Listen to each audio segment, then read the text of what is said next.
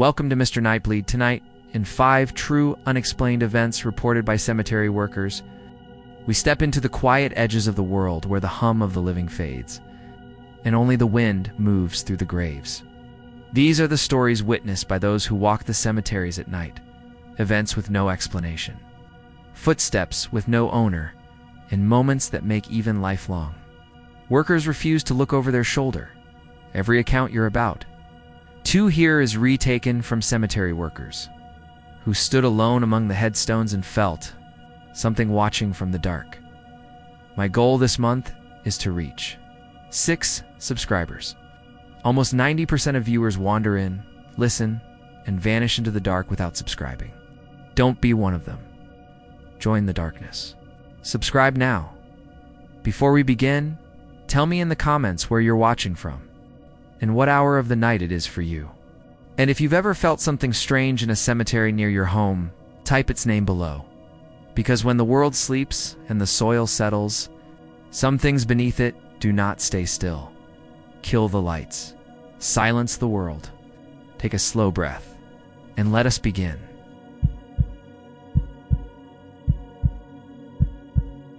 My name is Gregory, and I'm from Stillwater, Minnesota. Most people only know Stillwater because of the river and the old lift bridge. The tourist stuff?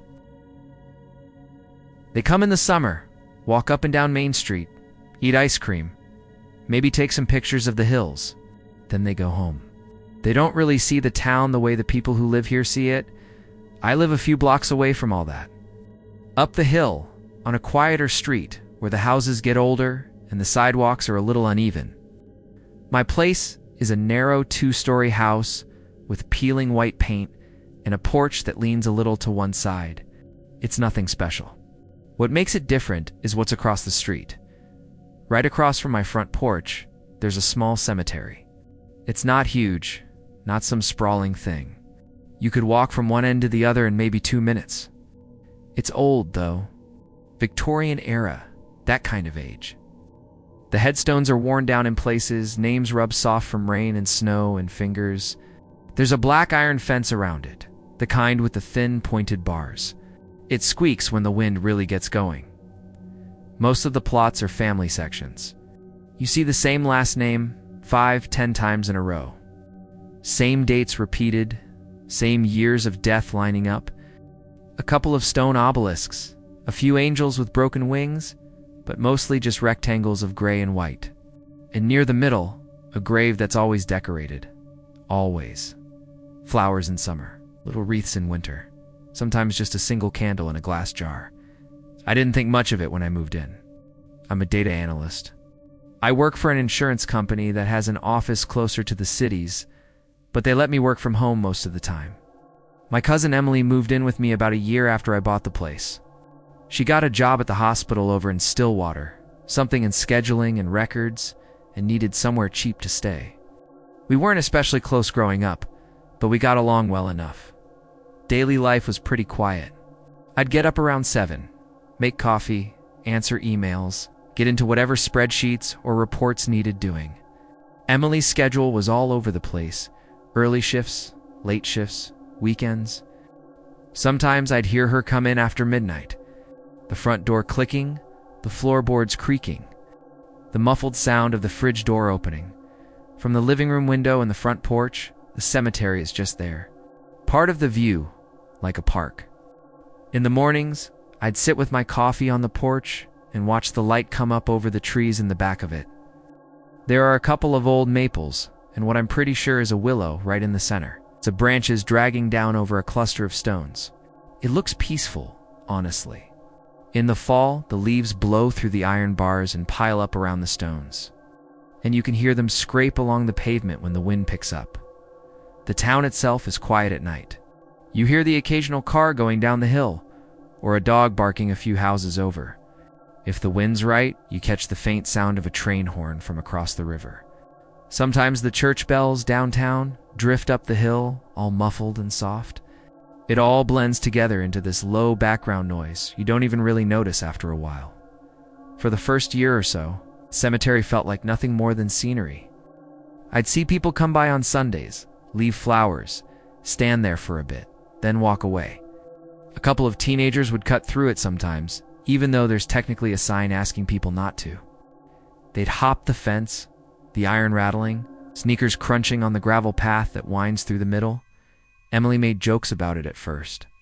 She'd say things like, "At least your neighbors are quiet." Or if we ever need extra storage, there's a lot of underground space across the street. That kind of thing. Dark humor, but harmless. I'd just roll my eyes and tell her she was morbid. I remember the first small thing. It wasn't dramatic. It was February, so it was cold and dry, that kind of cold that makes your nostrils sting when you step outside. There was a little snow on the ground, not much, just a crust.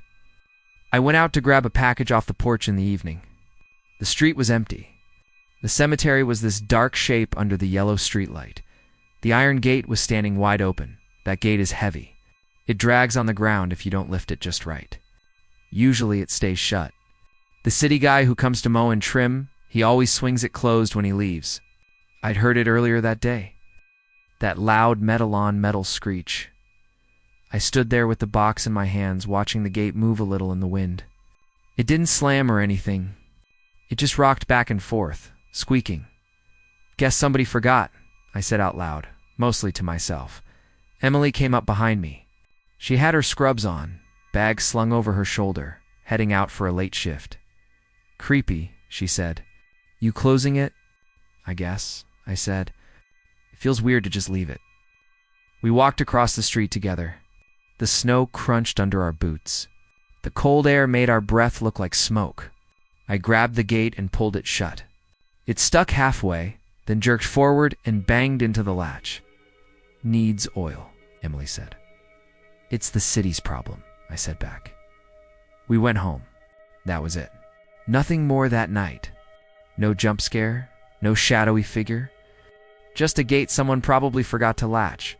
Except a few days later, it was open again. Same deal. Cold evening, I stepped outside to take the trash out, and there it was, wide open, swinging slightly. There hadn't been anyone there all day. I'd been working at the table by the front window, so I knew. No city truck, no visitors, nobody. Stillwater isn't exactly a high-traffic place in winter. You notice when someone pulls up. This time I watched the empty street for a bit. Then I crossed, pushed the gate shut again, and listened to it scrape and squeal. When I came back in, Emily was on the couch, scrolling on her phone. "Was it open again?" she asked. "Yeah, I didn't see anybody." She shrugged. "Kids? Maybe. Or the wind, I don't know." "The wind isn't lifting that thing," I said. "Well, maybe it's..." She made a spooky face, wiggling her fingers. "The residents." "It's very funny," I said, but I laughed. "That's what you do." You joke. Over the next month, little things piled up. Nothing huge, nothing that would make a good story on its own. Off. I started noticing fresh flowers on that one decorated grave at weird times. I'd see it empty one morning, just grass and the stone. And then by late afternoon, there'd be a neat bunch of daisies sitting there. Or a single red rose, or one of those cheap mixed bouquets from the grocery store. I never saw anyone leave them. I kept telling myself it was just timing. People came while I was in the bathroom or grabbing coffee or whatever. The porch light started acting up too. It's a motion sensor light, the kind that flicks on when someone comes up the steps.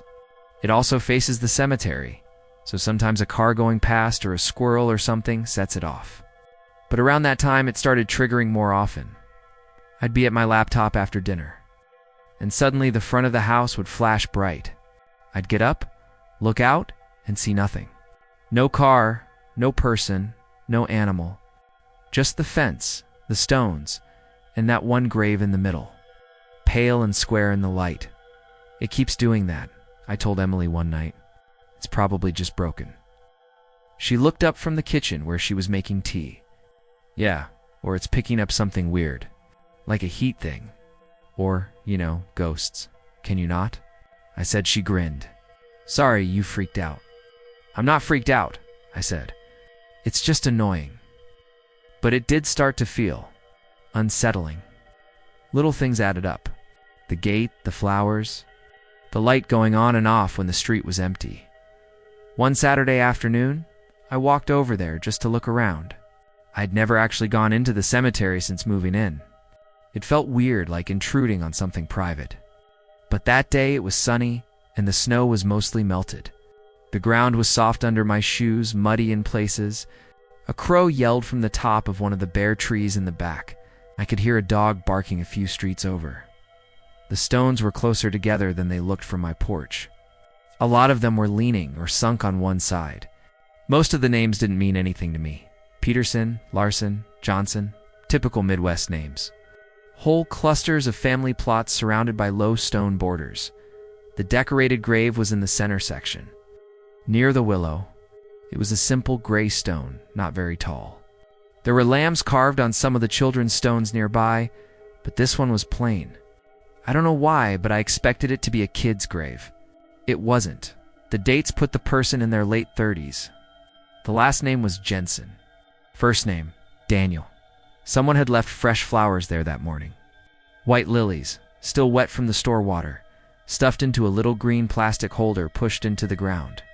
There was a faint artificial smell to them, under the damp earth smell. I stood there longer than I meant to. It felt like I'd interrupted something. When I went to step back, my foot slipped a little in the mud. I heard the wet suck under my shoe, and in that moment, everything went totally quiet. No crow, no dog, nothing. Just my breath and the faint tick of the porch light across the street turning off again. I walked home slowly, trying not to look like I was hurrying later that week. I stopped by the small grocery store a few blocks away. The woman at the checkout, Linda, has lived in Stillwater forever. She knows everybody's business, or at least she acts like she does. "You're the one in the White House across from Oak Ridge, right?" she asked as she rang up my stuff. "Yeah," I said. "Didn't know it had a name." "All the old cemeteries do," she said. "That one's been there since the 1800s. You like it okay over there?" "It's fine," I said. "Kind of quiet, except the gate keeps opening by itself." She paused, a loaf of bread in her hands. "By itself? I mean, I don't see who's opening it," I said quickly. I look out, and it's wide open."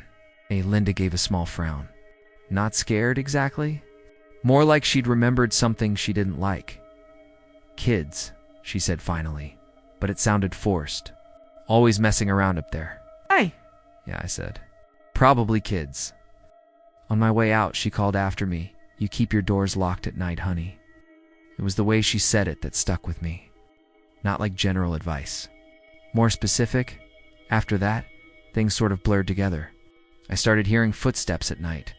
Not inside at first. Across the street, I'd be in bed, half asleep, and I'd hear gravel crunch, like someone walking along the path in the cemetery. Slow steps, then a pause. Another few steps, another pause. I told myself it was teenagers, or a dog walker who cut through. Stillwater safe. People do stuff like that. Except when I got up and went to the window, there was never anyone there. Just darkness and the faint glow from the streetlight catching the tops of the stones. One night, the insects just stopped. We had an early warm spell in April, and the bugs came out all at once. You could hear them in the grass and the trees, this constant high buzzing sound. I was on the porch with Emily, both of us in hoodies. Drinking beer and complaining about work. She was mid-sentence when the sound cut off. Like someone turned down a volume knob. We both noticed it at the same time. "That's weird," I said. Emily stopped talking and listened. The only sound was a car far off, and our porch steps creaking when I shifted my weight. "Maybe it dropped a few degrees," she said. "Does that do it?" "I don't think it works that fast," I said. "Maybe they all died," she said, trying to be funny. But her voice sounded off. A crow called once, loud and harsh, and then that cut off too. The wind picked up a little, moving the willow branches in the cemetery. They scraped against each other with a dry, papery sound, and the porch light clicked on. Flooding the front yard and the iron fence with harsh white light, we both turned to look. The beam hit straight onto Daniel Jensen's grave. The lilies from earlier in the week were gone. In their place was a small glass jar with a candle in it. Unlit. I didn't see anyone put that there, Emily said quietly. You're not watching out the window all day, I said. I sit there for work. I'd notice. We didn't say anything else. After a minute or two, the insects started up again, like nothing happened. I think the first time I really got scared was the night. I heard my own front door open when I knew Emily wasn't home. It was around 10:30. I was sitting at the dining table with my laptop, finishing up some reports. The house was mostly dark, except for the lamp above me. Outside, the wind was light. Every so often, a car would go by on the main road a few blocks away. I heard the lock turn, quiet but clear. Then the door latch clicked. The hinges creaked the way they always do, this long, complaining sound. I heard the door shut again, that soft thud of wood against the frame. "Hey, you back early?" I called out. Emily had a late shift that night, so it didn't make sense, but sometimes they sent her home. If it was slow, no answer him. I said, standing up. I walked to the hallway. The front door was closed. The deadbolt was still turned, just like I'd left it. I checked it with my hand to be sure. Solid, no draft, no gap. The porch light came on. Its glow leaked in around the sides of the curtain. I pulled the door open and stepped onto the porch. The air hit me, cooler than I expected. The street was empty. The cemetery was a black shape with a few gray rectangles sticking up. The gate stood half open, not wide this time, just angled. I listened for a long time. No footsteps, no voices. Just a distant train horn and the rattle of a loose screen door from somewhere down the block. I locked the door again, top and bottom, and told myself I'd just misheard. Old house, settling wood, whatever. Brains fill in patterns all the time. When Emily came home an hour later, I didn't tell her about it. I didn't want to give her more material for her graveyard jokes. The next morning, found muddy footprints in the front hall. Not a lot. Just 3, maybe 4 partial prints leading from the door toward the living room. They were faint, like someone had wiped their shoes on the mat first and then walked in with what was left. The pattern looked like a work boot. Not my size. Not Emily's. "You track something in?"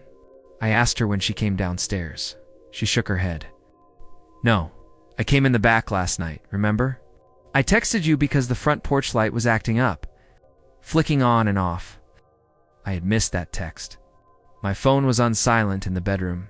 "Must be old," I said. Even though I'd swept the floor 2 days ago, I cleaned them up and tried not to think about it. Around that time, I started waking up at 3 in the morning, not to any particular sound.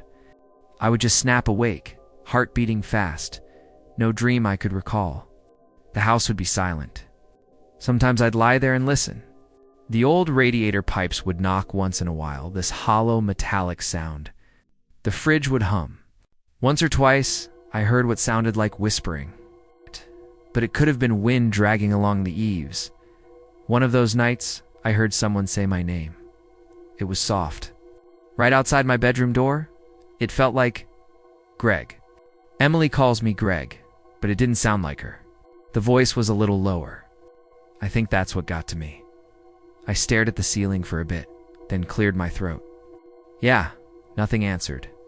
No footsteps, no door creaks. After a minute, I got up and opened the bedroom door. The hallway was dark. The light from the street snuck in through the edges of the curtains downstairs, making a kind of faint stripe pattern on the walls. Emily's door was closed. I stood there and listened. I could hear her snoring lightly on the other side. She's a loud sleeper. There was no way she'd been standing outside my room whispering my name in a different voice. Then sprinted into bed and started snoring in the few seconds it took me to get up. The next day, I almost mentioned it to her, then stopped. I didn't like the way it sounded in my head. I didn't want to say it out loud and make it more real. Instead, I went down to City Hall. I told myself it was out of curiosity. I wanted to know more about the cemetery across the street. I went on my lunch break. The building is old too, all brick and narrow hallways. The clerk at the records desk was a guy named Mark I'd seen around town. "I live across from Oak Ridge Cemetery," I said. "I was just wondering if you have any information about it.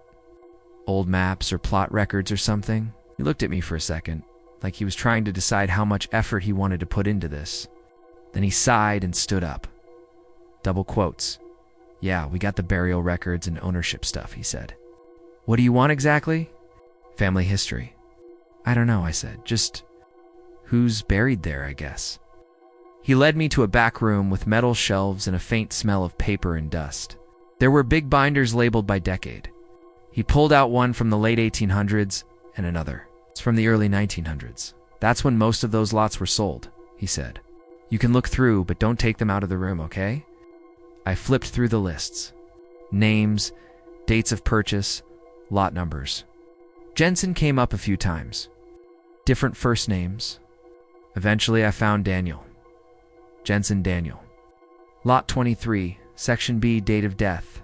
1998, I read. I frowned. That didn't fit with what Linda said about the cemetery? I thought it was all older than that. "Hey Mark," I called. "I thought Oak Ridge was all like Victorian era," he shrugged. "Mostly they used it into the 90s for some family plots. Then they started sending people to the new cemetery on the other side of town." "Why, you know someone in there?" I hesitated.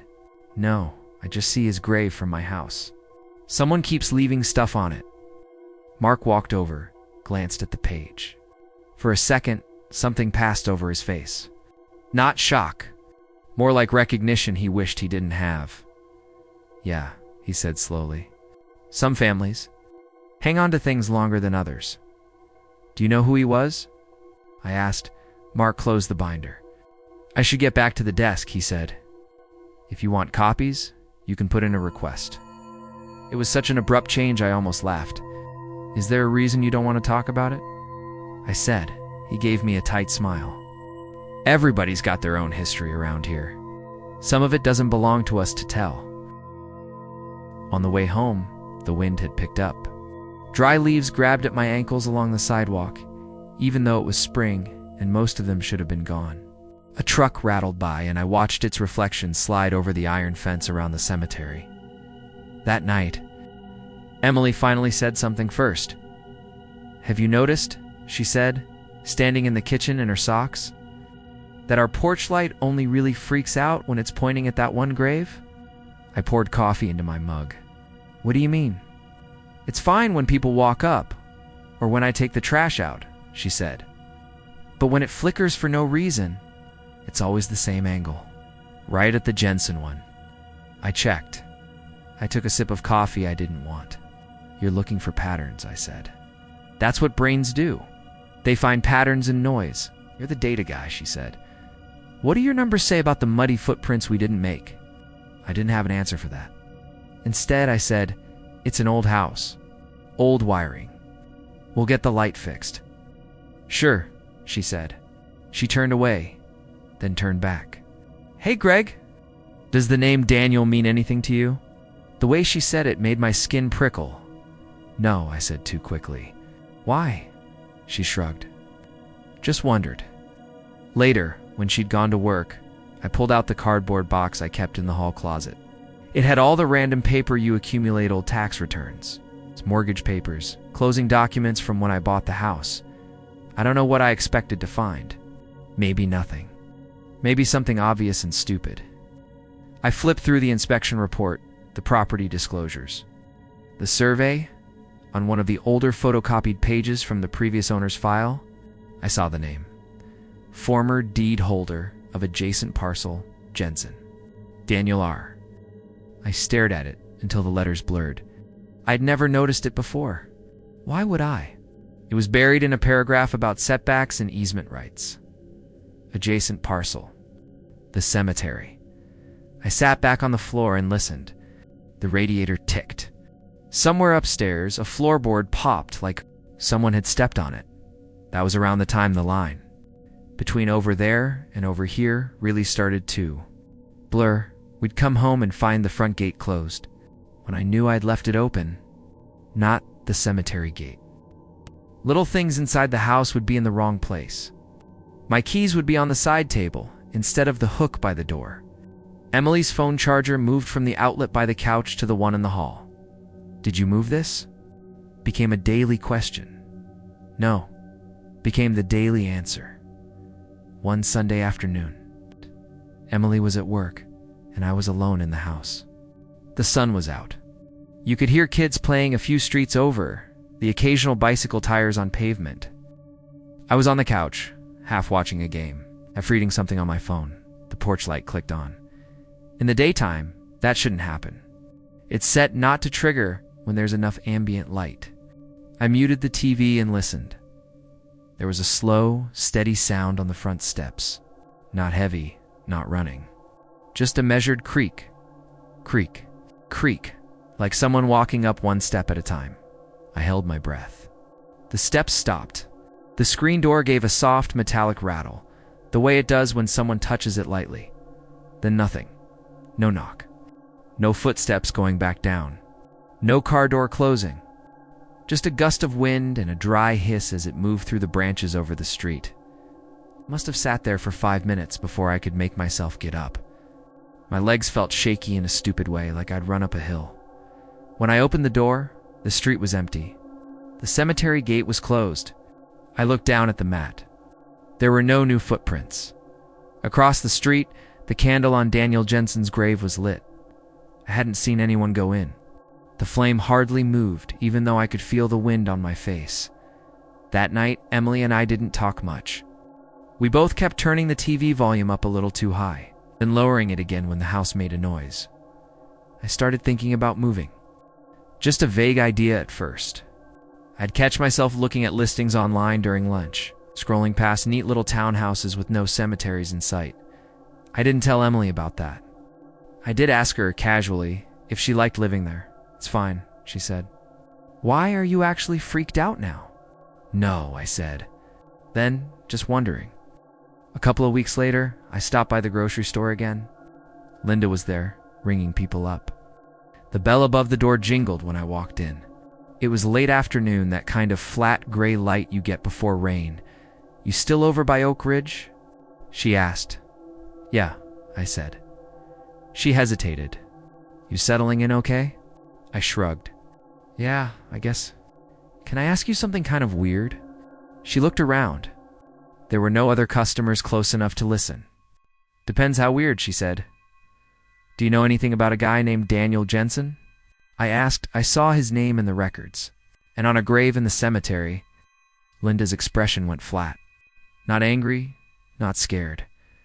Just closed. "Some folks," she said slowly, "don't let go of their people easy. That's all. Was he from around here?" I asked. "Everybody in that place is from around here," she said. "Best thing you can do is be respectful and mind your own business." "I live right across from it," I said. "Kinda hard not to notice things." She bagged my groceries. Her hands moved a little faster than usual. "If you're smart," she said, "you lock your doors, you keep your lights on, and you don't go counting headstones at night." She slid the bag across. "And you don't go calling out names that aren't yours." It was such a specific thing to say that I didn't know how to answer. That night, when I woke up at 3 again, the house felt different. Heavier somehow. It was colder than it should have been. The heat had kicked off hours ago, but this was more than that. The air felt thick in my throat. From somewhere downstairs, very faint, I heard the crunch of gravel. Not outside. Inside. Like someone walking slowly across a floor covered in small stones. I sat up, listening. The sound went on for a few seconds, then stopped. Then started again, closer. For a second, I had this stupid image of someone dragging the cemetery path in behind them. Spilling it through the front door, spreading it across our floors. I got up, because not getting up felt worse. The hallway floor was cold under my feet. I moved slowly, hand on the wall. The sound stopped as soon as I reached the top of the stairs. I flipped the light on. The sudden brightness felt like a shock. The living room below was empty. The front door was closed. The porch light outside glared through the glass window in the door, casting rectangles of white onto the floor. There was nothing on the floor itself. No gravel, no dirt, no footprints. Emily's door opened behind me. She squinted in the light. "What are you doing?" She mumbled. "Thought I heard something," I said. My voice sounded thin. She rubbed her eyes.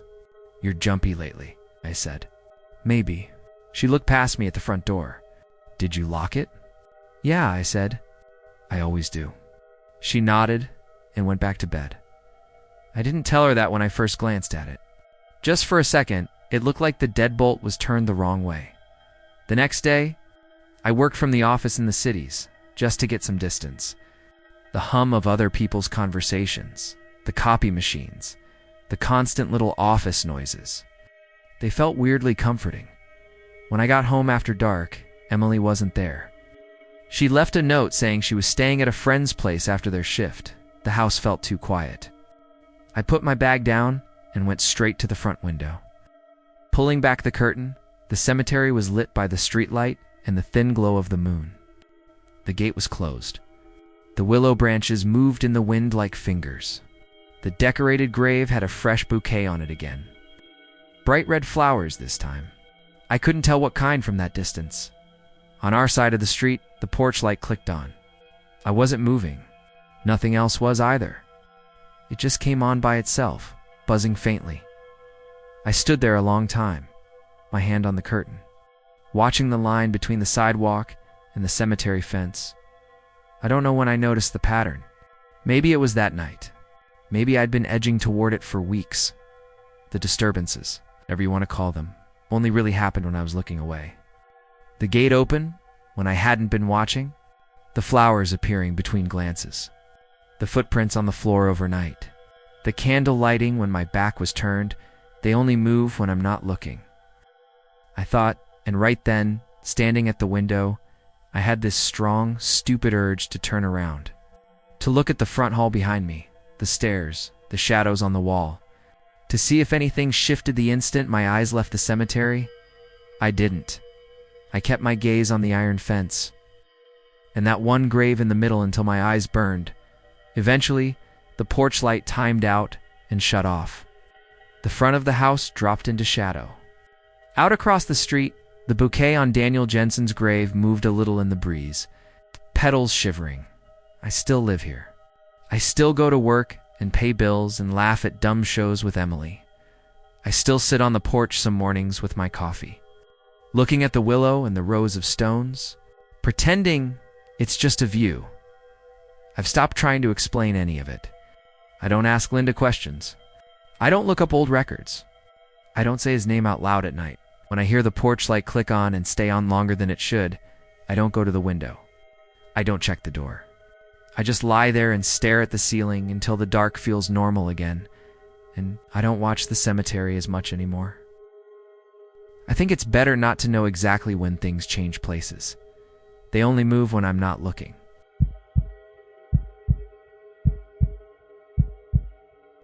My name is Caleb, and I'm from New Hope, Pennsylvania. I rent the little white house on the hill. The one people point at when they give directions and say, "You go past the cemetery, and it's right there on the left." That's my place. If you open my front curtains in the morning, first thing you see is a small Victorian-era cemetery right across the narrow road. It's nothing dramatic. Just a compact patch of land with an iron fence. Maybe 30 stones total, most of them leaning a bit. The front part is neat, grass cut, path of gravel looping through. But the back half is kind of a tangleveens. Higher grass, some trees. There's this broken angel statue near the center, missing its head. And off to the far right, there's one grave set apart from the others, like it got pushed out of the family photo. I didn't think much about any of that when I moved in. I'm a medical billing clerk for a small clinic over in Doylestown. I work from home most days, which sounds more exciting than it is. It's me, a laptop, insurance codes, and a big mug of coffee that I keep reheating and forgetting about. My cousin Aaron moved in with me about 6 months after I signed the lease. He'd gotten a job at a manufacturing plant outside town and needed a place fast. Split rent seemed easier than hunting for strangers on Craigslist. Aaron jokes a lot, more than he should sometimes. First night he walked out on the porch, looked across at the stones and said, "Well, at least the neighbors are quiet." I remember.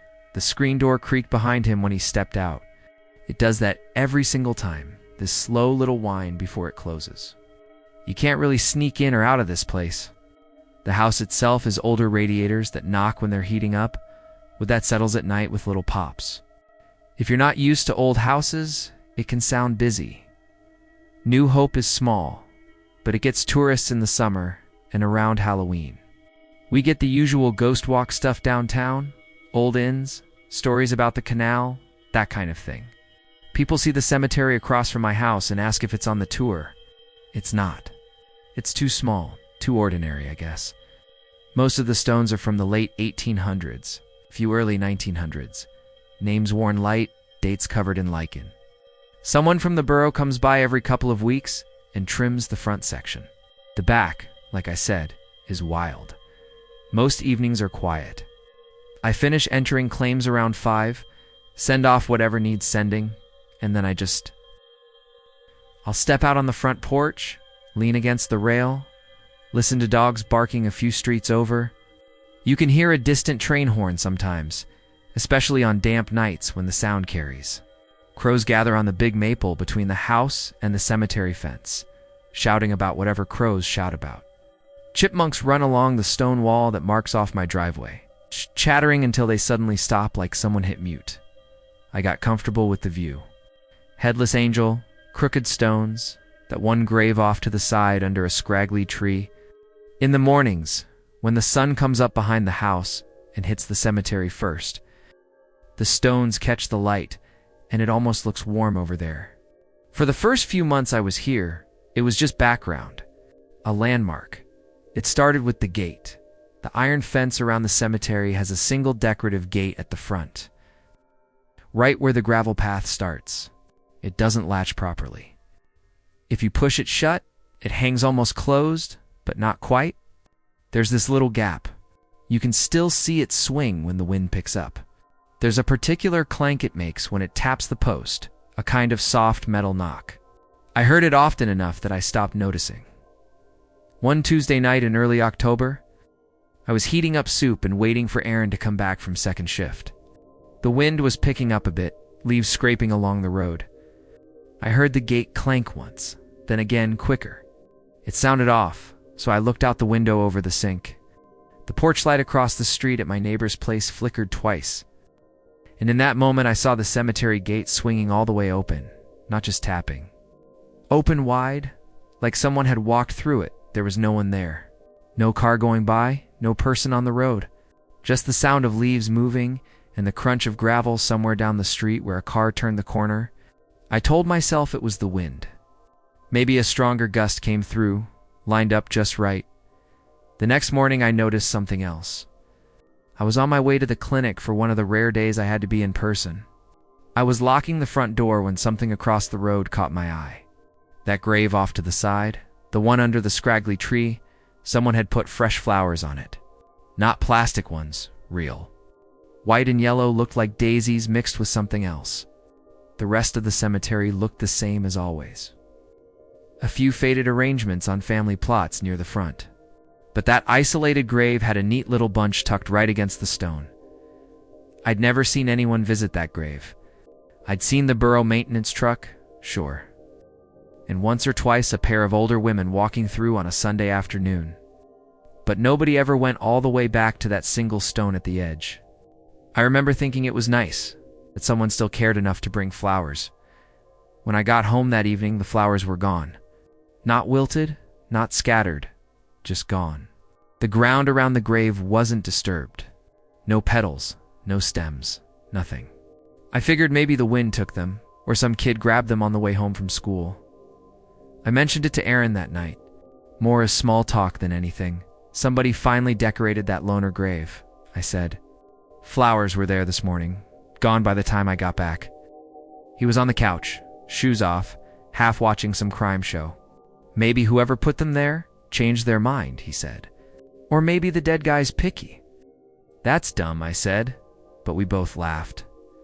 A few nights later, the porch motion light went on by itself. That one stuck with me a little more. I'd replaced the bulb myself.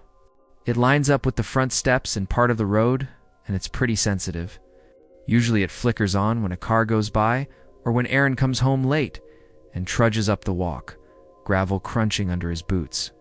But that Thursday, It clicked on when it was dead quiet outside. No cars, no people. Just the sound of the wind pushing at the trees. I went to the front window and pulled the curtain aside. The light blasted the yard in that cold white glow. My eyes adjusted and I saw nothing. Front steps empty, road empty, cemetery across the way sitting dark. I waited, hand on the curtain, till the timer clicked the light back to black. "Turn the sensitivity down," Aaron said when I told him. "It's probably picking up raccoons or something." That made sense. We do get raccoons. I'd heard the trash cans rattle more than once. I got a little screwdriver and fussed with the settings. On the motion sensor the next day, it was all small stuff like that at first. The gate swinging wider than usual. Motion light coming on when I didn't see anything. Fresh flowers that appeared and disappeared on that one grave. Once early in the morning, I thought I heard someone say my name while I was buttering toast. Soft, kind of blended into the sound of the kettle. I turned around with the knife still in my hand, half expecting Aaron, but he was still in his room. Door closed, alarm going off on his phone. I told myself it was the wind coming through the old windows. It really can sound like words sometimes, the way it squeezes past the frames and whistles down the hallway. You hear what you're already thinking about. Aaron was the one who started looking at the cemetery. More than I did. "You ever notice that grave?" he said one afternoon, pointing with his coffee mug through the living room window. "The one off to the side?" "Yeah, it's bugging me." "How?" "I don't know," he said, squinting. "It's just... everything else is lined up in rows. That one's shoved out like it did something wrong." "You're reading into nothing," I said. He shrugged. "You're the one talking about disappearing flowers." We bickered just enough to let it go. But after that, I noticed he'd glance toward it when we were out on the porch. It got to the point where I'd look away on purpose, just so I wasn't copying him. The first real moment that made me feel something colder was one Sunday afternoon when I decided to actually walk through the cemetery. I'd never done it properly. It felt weird living across from it for almost a year and never stepping inside.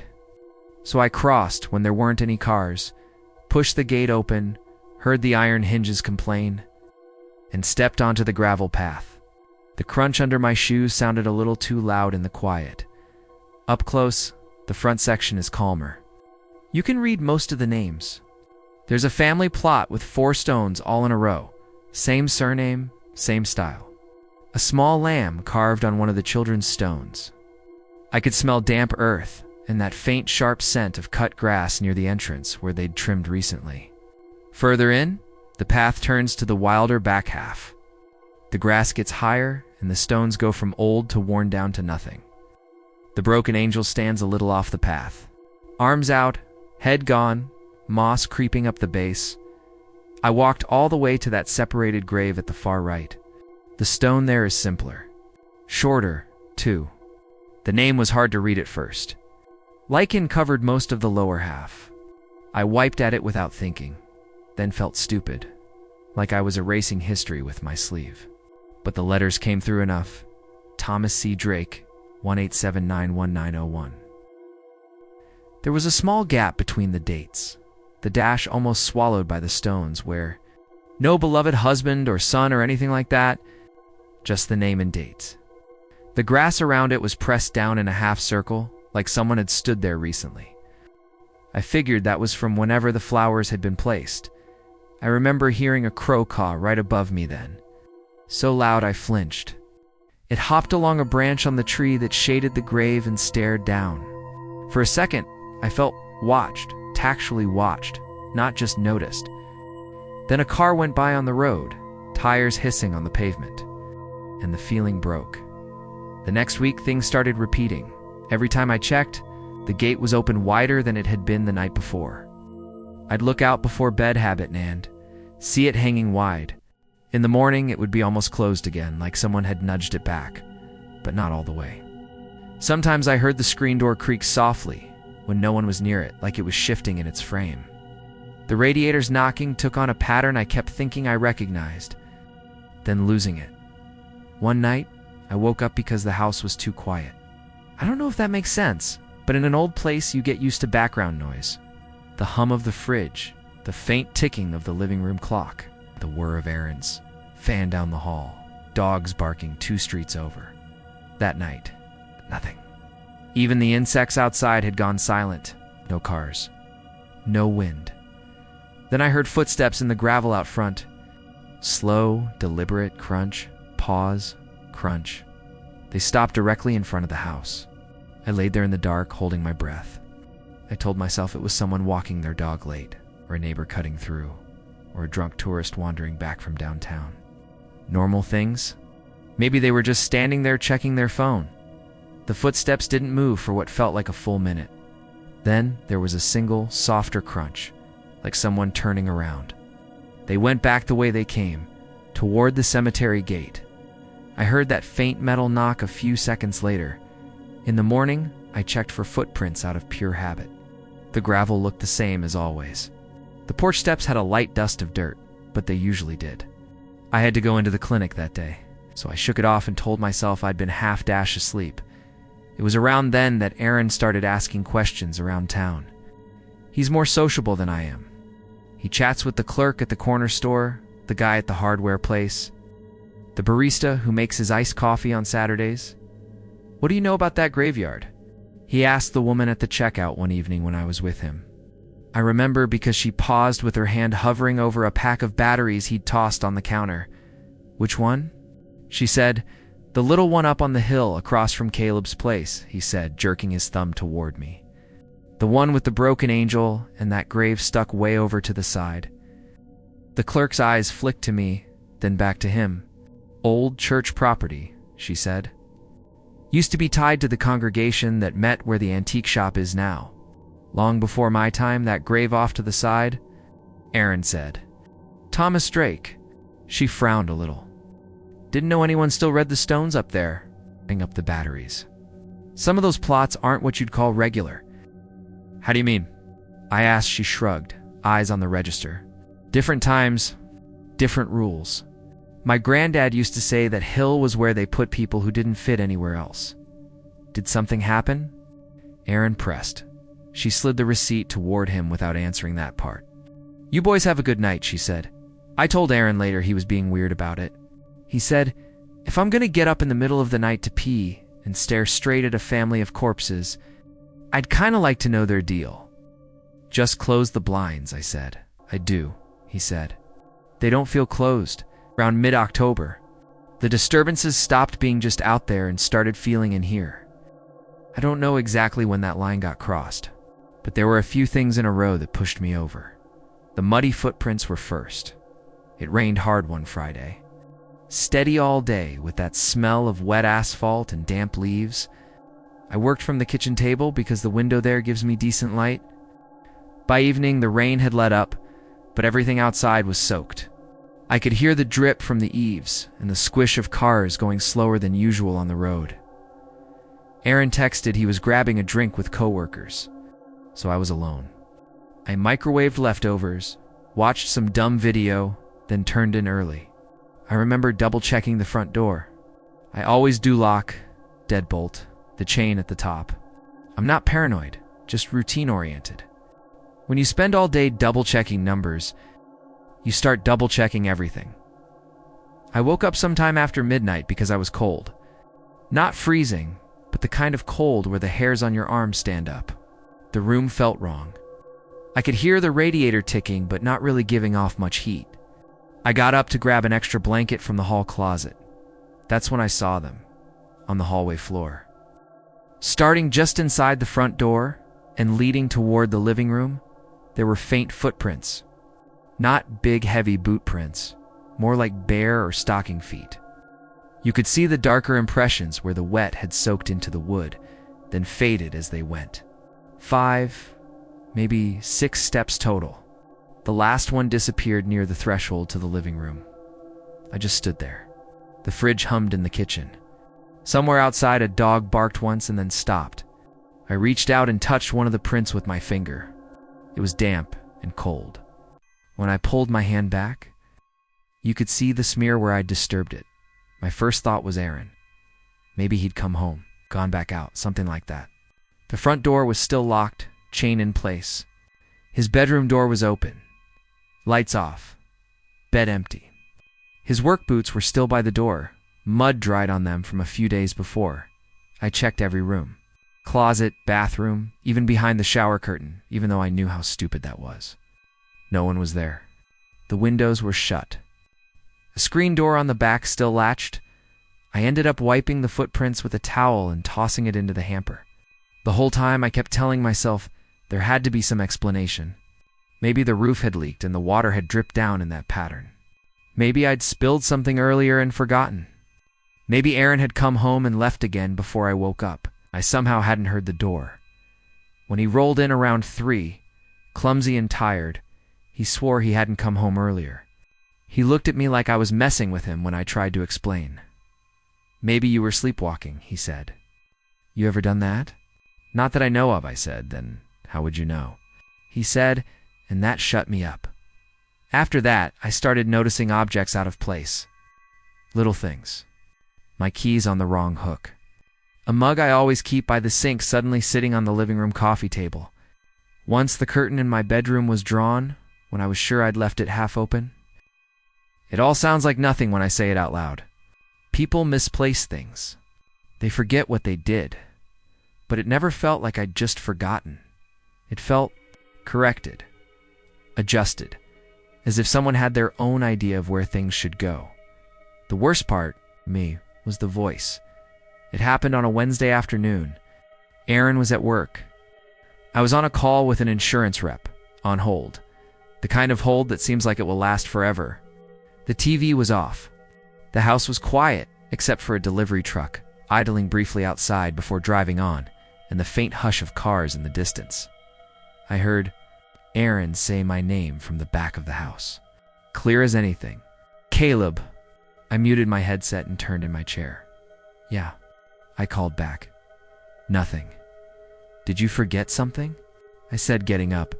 I walked down the hallway, footsteps soft on the wood. His door was open, room empty.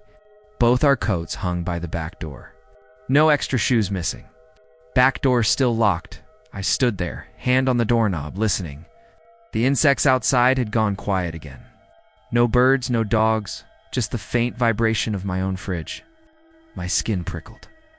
The insurance rep came back on the line in the other room and said, "Sorry about your wait," and I almost jumped out of my skin. That night, when I told Aaron, he laughed at first, then stopped when he saw I wasn't laughing with him. "Hey," he said, quieter. "You okay?" "You been kinda jumpy? I keep hearing things," I said. Seeing things moved. The footprints. He looked toward the front window, where the cemetery was just a dark suggestion. "Maybe you need a night away from Corpse Corner," he said. "We could crash at Mike's place. He's got that pull-out sofa." "I'm fine," I said, too fast. "It's just an old house." He didn't push it. A few days later, I went to the borough office on my lunch break. I told myself it was to ask about property taxes and trash pickup, but really, I wanted to ask about the cemetery. The building smells like old paper and coffee that's been sitting on the hot plate too long. The clerk behind the counter was a guy in his 50s with glasses and a small, neat beard. "I was wondering if you had any records on that little cemetery up on Hill Street," I said. "Across from my house," he squinted, then turned to a metal filing cabinet. "Hill Street. That's the Drake lot, right?" "The what?" I asked. "Drake," he said, pulling a drawer open. "Family name? It's not an official municipal cemetery. It's a holdover. Private church use, then family. Some of the land is technically still tied to the older property lines." "Older property lines?" He found a thin folder and opened it on the counter. There was a hand-drawn map inside, photocopied about 100 times. He pointed with a pen. "See, that house you're in used to be part of the same parcel as the burial ground. They split it when they built the road, but the paperwork's messy. Happens with stuff from the Victorian era. Lots of here be dragons scribbled in the margins. I saw a list of names on one page, handwritten. Most of them matched the Stones I'd seen families. Couples, a few kids. At the bottom was Thomas C. DRAKE special notation, C Minister's book. "What special notation?" I asked. He closed the folder halfway. Old church business, he said. Before zoning, before oversight. Folks did things their own way. Did what things? He pushed the folder back into the cabinet. Look, if you're having a boundary dispute about mowing or anything, we can send someone out. But if you're just curious, he shrugged. Some of those graves aren't what you think they are. How can a grave not be what you think it is? I asked. He gave me this tight little smile. Sometimes they're not about where you put a body, he said. Sometimes it's about where you put a person on paper, where you keep them, officially. Heirs, debts, responsibilities, you know? I didn't know. But he'd already moved on, asking the man behind me if he needed permit forms. That night I couldn't stop looking at that separate grave. Sunset threw long shadows across the stones. The porch light flickered once before it came fully on, humming softly. I leaned on the railing, listening to the leaves scrape along the road. You're gonna wear a hole in the air if you keep staring, Aaron said behind me. Apparently this used to be one property, I said. House and cemetery. Same family. Creepy, he said in that joking tone that wasn't fully joking. Think they got a family discount? The clerk said some of the graves aren't about bodies, I said. They're about putting a person somewhere on paper. Keeping track, Aaron shifted beside me. I could hear the wood creak under his weight. You mean like a record? I guess, I said. We fell quiet. The insects sputtered and then went still. Somewhere far off, a church bell chimed the hour. The cemetery stayed dark. A week later, I was going through a box of old documents the landlord had left in the basement. He'd told me I could toss them if I wanted, but I'd never gotten around to it. Old appliance warranties, past utility bills, a couple of oil delivery receipts from the 90s. At the bottom was a thinner folder with Hill ST Occupancy written on it. I don't know why I opened it. What? Curiosity? Probably. Inside were typed sheets listing tenants, names, move-in dates, move-out dates. It went back decades. A lot of short stays. A few notes in the margin here and there. Left no forwarding address. Deceased estate handled by brother. On the last page, my name was there. Caleb Morgan Lee Start, and then the date I'd moved in. There was a line for end, still blank. Next to my name, in pencil, someone had written Drake Lot C, cross-reference. My stomach did a little flip. I flipped the page over, half expecting more, but it was blank. I found no cross-reference in the box. Later that night, I walked out to the porch again. The air was cold enough that I could see my breath. The porch light flickered, then held steady. Across the road, the cemetery was just shapes in the dark stones like teeth. The broken angel's outline, the darker mass of the tree over that separated grave. The gate was open, not just a little, all the way. I hadn't heard it move. I don't remember deciding to go out there. One minute I was on the porch, the next my shoes were crunching the gravel on the road. The wind pushed at my jacket. The iron gate was cold under my hand when I grabbed it. It swayed once, like something had just slipped through moments before. I walked along the path, past the neater front rows, into the tangled back half where the grass clutched at my ankles. I could hear the leaves scraping against the fence, a soft, constant sound. The insects were silent again. I stopped in front of Thomas Drake's grave. Someone had placed fresh flowers there. White and yellow, like before. There was no plastic wrapper, no ribbon, just stems pushed lightly into the soil. I hadn't seen anyone come by all day. I'd been home. The road had been quiet. The stone looked clearer, not newer exactly, but more readable than the last time I'd stood there. The name was sharp in the dim light from the street lamp. The date stood out. 1-879-1901. Underneath, carved shallow, was something I hadn't noticed before. Maybe it had been covered by lichen. Maybe I hadn't looked closely enough. 3 words. Account still open. My throat went dry. That wasn't a normal epitaph. It sounded like something you'd see on a ledger, not a grave. Behind me, gravel crunched very softly, like someone had taken a single step and then stopped. I didn't turn around. The wind moved through the tree, loosening a few leaves that drifted down and landed near my shoes. In the distance, a train horn sounded, long and low. "I don't know what you're doing," I said quietly, not even sure who I was talking to. "But I live across the street, I pay my rent. I'm on time with everything." My breath fogged in front of me. My fingers felt numb on the cold air. There was no reply, of course. Just the sound of the leaves, the faint hum of the street lamp, and my own heart thumping way too loud in my ears. After a while, I turned and walked back along the path. The gravel crunched under my shoes. I didn't hear any other footsteps. When I closed the gate, it didn't swing back open again. It stayed shut, resting against the post. I slept on the couch that night with the TV on low. Aaron came in late, glanced at me, and didn't say much. In the morning, the footprints were back in the hallway, faint but there. They started at the front door and faded toward the living room. This time, there was a tiny smear of dirt on the wall about knee height, like something or someone had brushed against it. I wiped them up without calling Aaron. I didn't tell him about the inscription or the occupancy folder. I stopped asking at the borough office. I learned which creaks in the house meant nothing, and which ones meant the front door had shifted in its frame again. I bought flowers once, just cheap ones from the grocery store, and I stood there in the aisle for a long time before I put them back. I still work at the same kitchen table, listen to the same radiators knock, hear the same dogs barking far away, and the train horn at night. Sometimes the porch light flickers on when nothing's moving outside. Sometimes the gate is wide open in the morning. Sometimes when I'm sure I left my keys on one hook, I find them on the other. I don't go through the old documents anymore. I don't ask about who lived here before me or how their leases ended. I haven't checked to see if anything new has been carved into that stone. I don't really need to. From my front window, I can see that separated grave under the tree. No matter what time of year it is, no matter how much the wind kicks up or how heavy the rain gets, the grass around it looks just a little flatter than the rest, like someone's been standing there. The flowers on that grave are always fresh.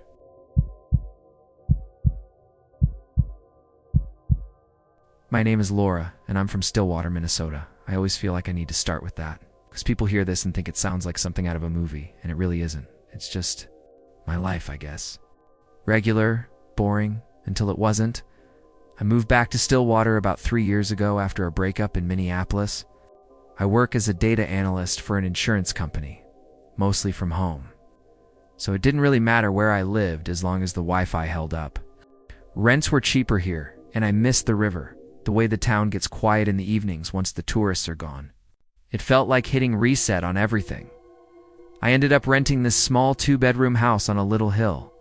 It's nothing fancy white siding, sagging porch, those old storm windows you have to fight with every spring. The one weird thing about it, at least 2 other people, is what's across the street. Instead of another house or a park or even a parking lot, there's this tiny old cemetery. When I say tiny, I mean it. It's basically a pocket-sized rectangle of land, maybe half a block wide, the low brick wall around it that's chipped in spots. There's a narrow iron gate at the front and a little gravel path that splits the graves into 2 uneven sides. You can tell it's from the Victorian era. Lots of tall, narrow headstones, rounded tops, angels and hands carved into the stone. The dates go back to the late 1800s for the most part. A lot of them are so worn down, you have to stand there squinting and tracing the letters with your fingers to read them. It's actually not creepy in the daytime. The city keeps the part near the front neat, grass cut. A few flowers sometimes, the path raked. But maybe halfway back it gets more tangled. The grass is longer there, with patches of moss, and a couple of stones have sunk at weird angles. There's this broken angel statue with no head near the back corner, tilted against a stone, and one grave that's set a little apart from the others. Almost like whoever picked that spot didn't want to be with the rest. I live with someone, by the way. It's not just me. When I signed the lease, the place was too much for my budget alone, so I posted about it at work. A coworker who needed a place responded. Her name's Megan. We weren't close before, just, "Hey, how's your weekend?" Kind of coworkers, but she'd just broken up with her boyfriend and needed out of her lease. So we ended up housemates. Megan's the sort of person who laughs off everything. First time she came over to look at the house, she stepped out of her car, stared at the cemetery, and went, "Oh my God." You didn't tell me we were moving in across from a live-action Halloween decoration." And she grinned and said, "Whatever. Bet it's quiet at night? No loud neighbors?" We signed stuff a week later. Day-to-day life was pretty normal at first. I'd wake up around 7, make coffee, listen to the radiator knocking in the winter or the old wood settling when it warmed up outside. I'd log into my laptop at the kitchen table, and Megan would stumble out around 9, half asleep, hunting for coffee. She works downtown at a dentist's office. So she'd leave around 10, shoes crunching on the gravel driveway. Car engine fading down the hill. If I got stuck on something at work, I'd wander out to the porch and just look at the cemetery. You start to recognize the layout after a while. The tall obelisk near the front, the lambs carved on the smaller stones for kids, the corner where the brick wall has a crack big enough for a chipmunk to squeeze through. In the afternoons, you can hear the crows over there. And sometimes you'll see a couple of older folks walking through slowly, like they're looking for a specific name. It all just blended into the background. The sound of gravel under shoes, the distant train horn down by the river, a dog barking a few houses away, the screen door creaking when Megan came home. In summer, we'd sit on the porch with the cheap string lights we hung up, watching the sky go pink over the stones. It felt peaceful. I don't know how else to say it, so nothing was strange at first. I want to be clear about that. The first thing that threw me off was small enough that I didn't mention it to Megan. One afternoon in late September, it was windy, the kind of wind that moves in sharp bursts, not a steady breeze. I was on a break, standing at the window with my mug, looking at the cemetery. The gate was closed, like always. It has this habit of squeaking whenever anyone goes in or out. I turned away to answer a message and I heard the squeak. You get used to it, like you get used to the muffled church bells from downtown. I figured someone was visiting. When I glanced back out, though, the gate was wide open. No one walking up the street. No car that had just left. The wind was blowing, sure, but it wasn't that strong. I remember thinking, okay, someone's in there, you just can't see them. Maybe behind a stone? Maybe they parked around the corner. Totally normal. I went back to work and forgot about it until I heard the gate squeak again. When I looked out that time, the gate was shut. Again, not a big deal. The wind can move things. Metal expands and shrinks. I work with numbers all day. My brain likes explanations. I told myself it was just one of those old things that swing a little on their hinges when the gust hits right. A few days later, I noticed fresh flowers on one of the older graves. It stood out to me because most of them only get plastic ones or nothing at all. These were real white and yellow and purple, like something from the grocery store bouquet section. I could see them clearly from our porch, sitting in a small glass jar on a stone that had a date from 1892. The name was worn, but I could make out Ella and maybe Johnson if I angled my head. Someone's got a secret ancestor. I joked when Megan came home that day. She squinted across the street. Which one? That one third row back, near the broken angel. She stared a second, then shrugged. Honestly? Good for Ella. She's doing better than my grandma. My family hasn't visited her in like 5 years. We laughed and went inside. But that night, lying in bed with the window cracked open, I heard the faint clink of glass from outside. Not loud, just a tiny sound, like something lightly tapping stone. I sat up a little, listening. The cicadas, which you usually hear nonstop by September, had gone quiet. No dogs barking. No cars, and then nothing else. I told myself it was probably just the wind knocking a branch against the jar. I fell back asleep. Things like that kept happening. Little stuff. The motion light on our porch would flick on around 2 or 3 in the morning. Even when there was no car, no raccoon, no visible reason. I checked for spiders on the sensor, cobwebs, anything that could set it off. Sometimes I'd wake up, see that harsh white light under my curtains, and just lie there staring at the ceiling, listening.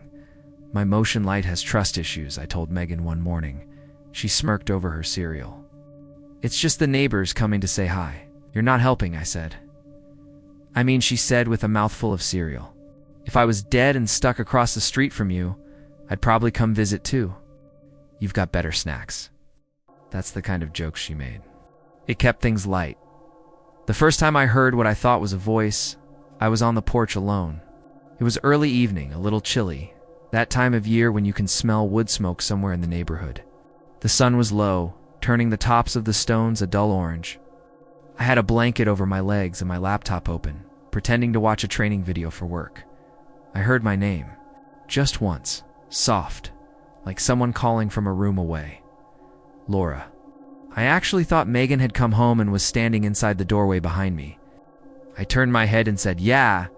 Without thinking, there was no one there. The door behind me was shut.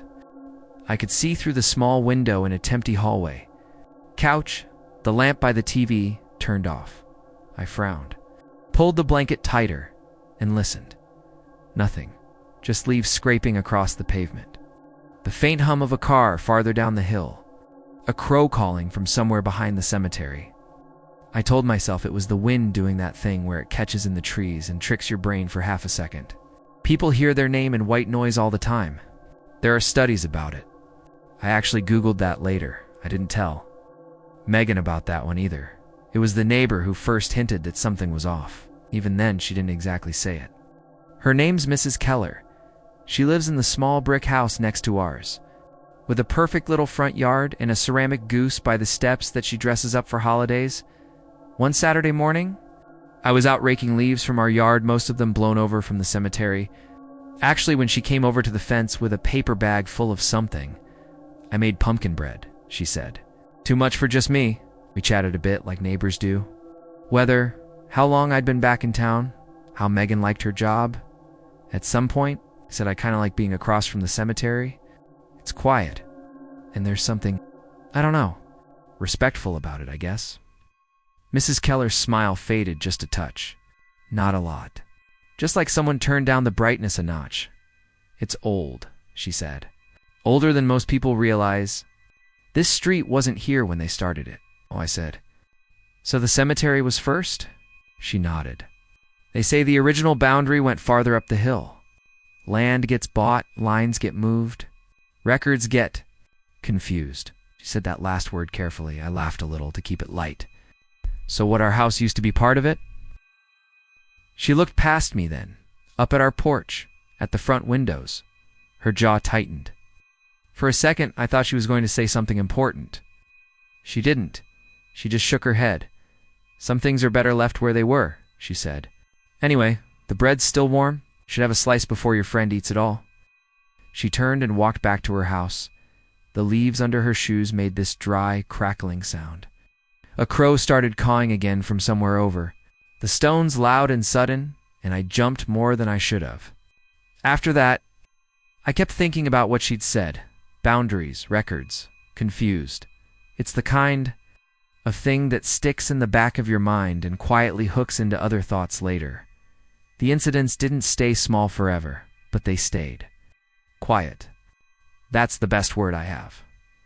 One night I woke up to hear footsteps on the gravel outside. Not running, just slow, steady, crunching, like someone walking past the house. I checked my phone to 17 a.m. I lay there, staring at the ceiling, listening. Crunch. Pause. Crunch. They stopped right about where our porch is. I waited for the sound of the screen door, or the motion light, or someone knocking. Nothing. I slid out of bed and went to my window. The motion light was on this time, flooding the front yard with that cold white glow. I didn't see anyone. The street was empty. The cemetery gate was closed. The trees were still. I told myself it was someone cutting through, taking a shortcut, or maybe a delivery running late and turning around. I went back to bed. It took a while to fall asleep. A week later, Megan came home from a late shift and dropped her bag by the door with a sigh. "You heard anything weird lately?" she asked. I felt a little jolt in my chest. "Weird how?" She flopped onto the couch. "I don't know, like footsteps. Or someone talking outside. I swear, when I got out of my car just now, it sounded like somebody said something from across the street, but there was nobody there. It's probably just echoes. Sound bounces funny here." "Yeah," I said. "I've thought I heard things too." She looked at me over the back of the couch. "You serious?" Just once or twice, I said quickly. Probably nothing. Wind and all that. She smiled, but it wasn't her usual big grin. Man, if this place is haunted, I'm charging extra rent. We dropped the subject. Neither of us said the word cemetery that time.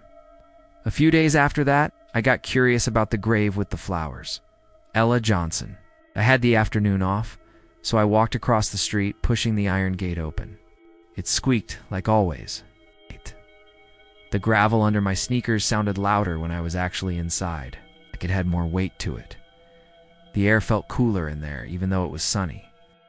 I could smell damp earth and something metallic like old coins.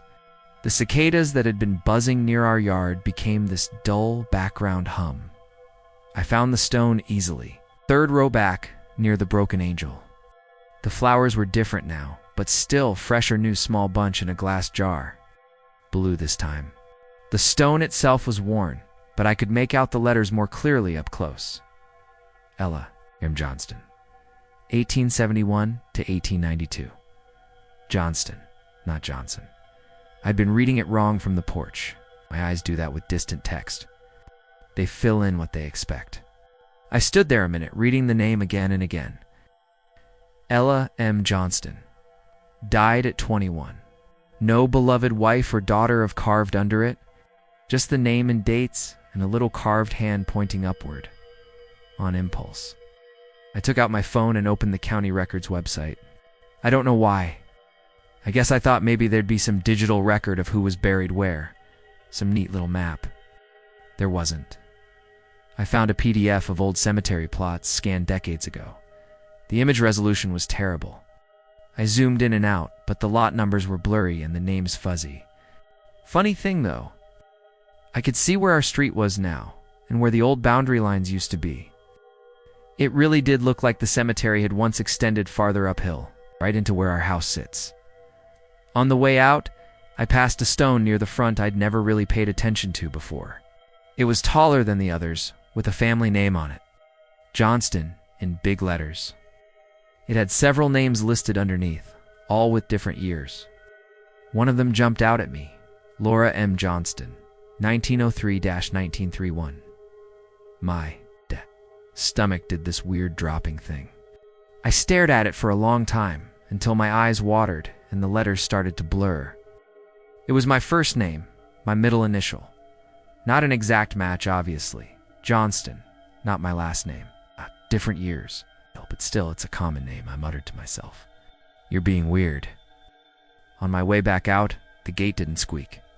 I noticed that later, lying in bed. After that day, the house felt different. Not dramatically, just off, in small ways that are hard to explain. I'd put my keys on the hook by the door and find them on the kitchen table later. I'd swear I left my bedroom door half open and come back to find it shut, or open wider. Once I found muddy smears on the inside of the back door, down near the floor, like someone with damp shoes had nudged it open. I might have tracked that in myself. I kept telling myself that, but there were the footprints. It had rained one night, steady and hard. The next morning, the yard was soft and soggy. I went out the back door to take the trash to the alley. That's when I saw them. Footprints on the small concrete pad just outside the back door, half-dried patches of mud in the shape of bare feet, not shoes. The prints were smallish, maybe my size or a little smaller. They led up to the door, not away from it. I froze, trash bag hanging from my hand. My first thought was, Megan? But Megan wears slippers around the house and sneakers outside. I'd never seen her walk barefoot in the backyard. These prints weren't there at midnight when I'd taken the recycling out. I'm sure of that. I looked around. The yard was empty. Mrs. Keller's curtains were half open. Could hear a woodpecker somewhere, tapping on a pole. The air had that damp, chill smell after rain. I ended up hosing the prints off, telling myself I had to, or they'd stain.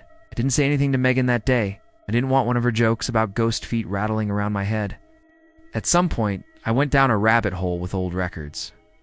I asked the clerk at City Hall if they had any detailed maps of the cemetery, just out of curiosity. She was a middle-aged woman with glasses on a chain and a slow way of speaking.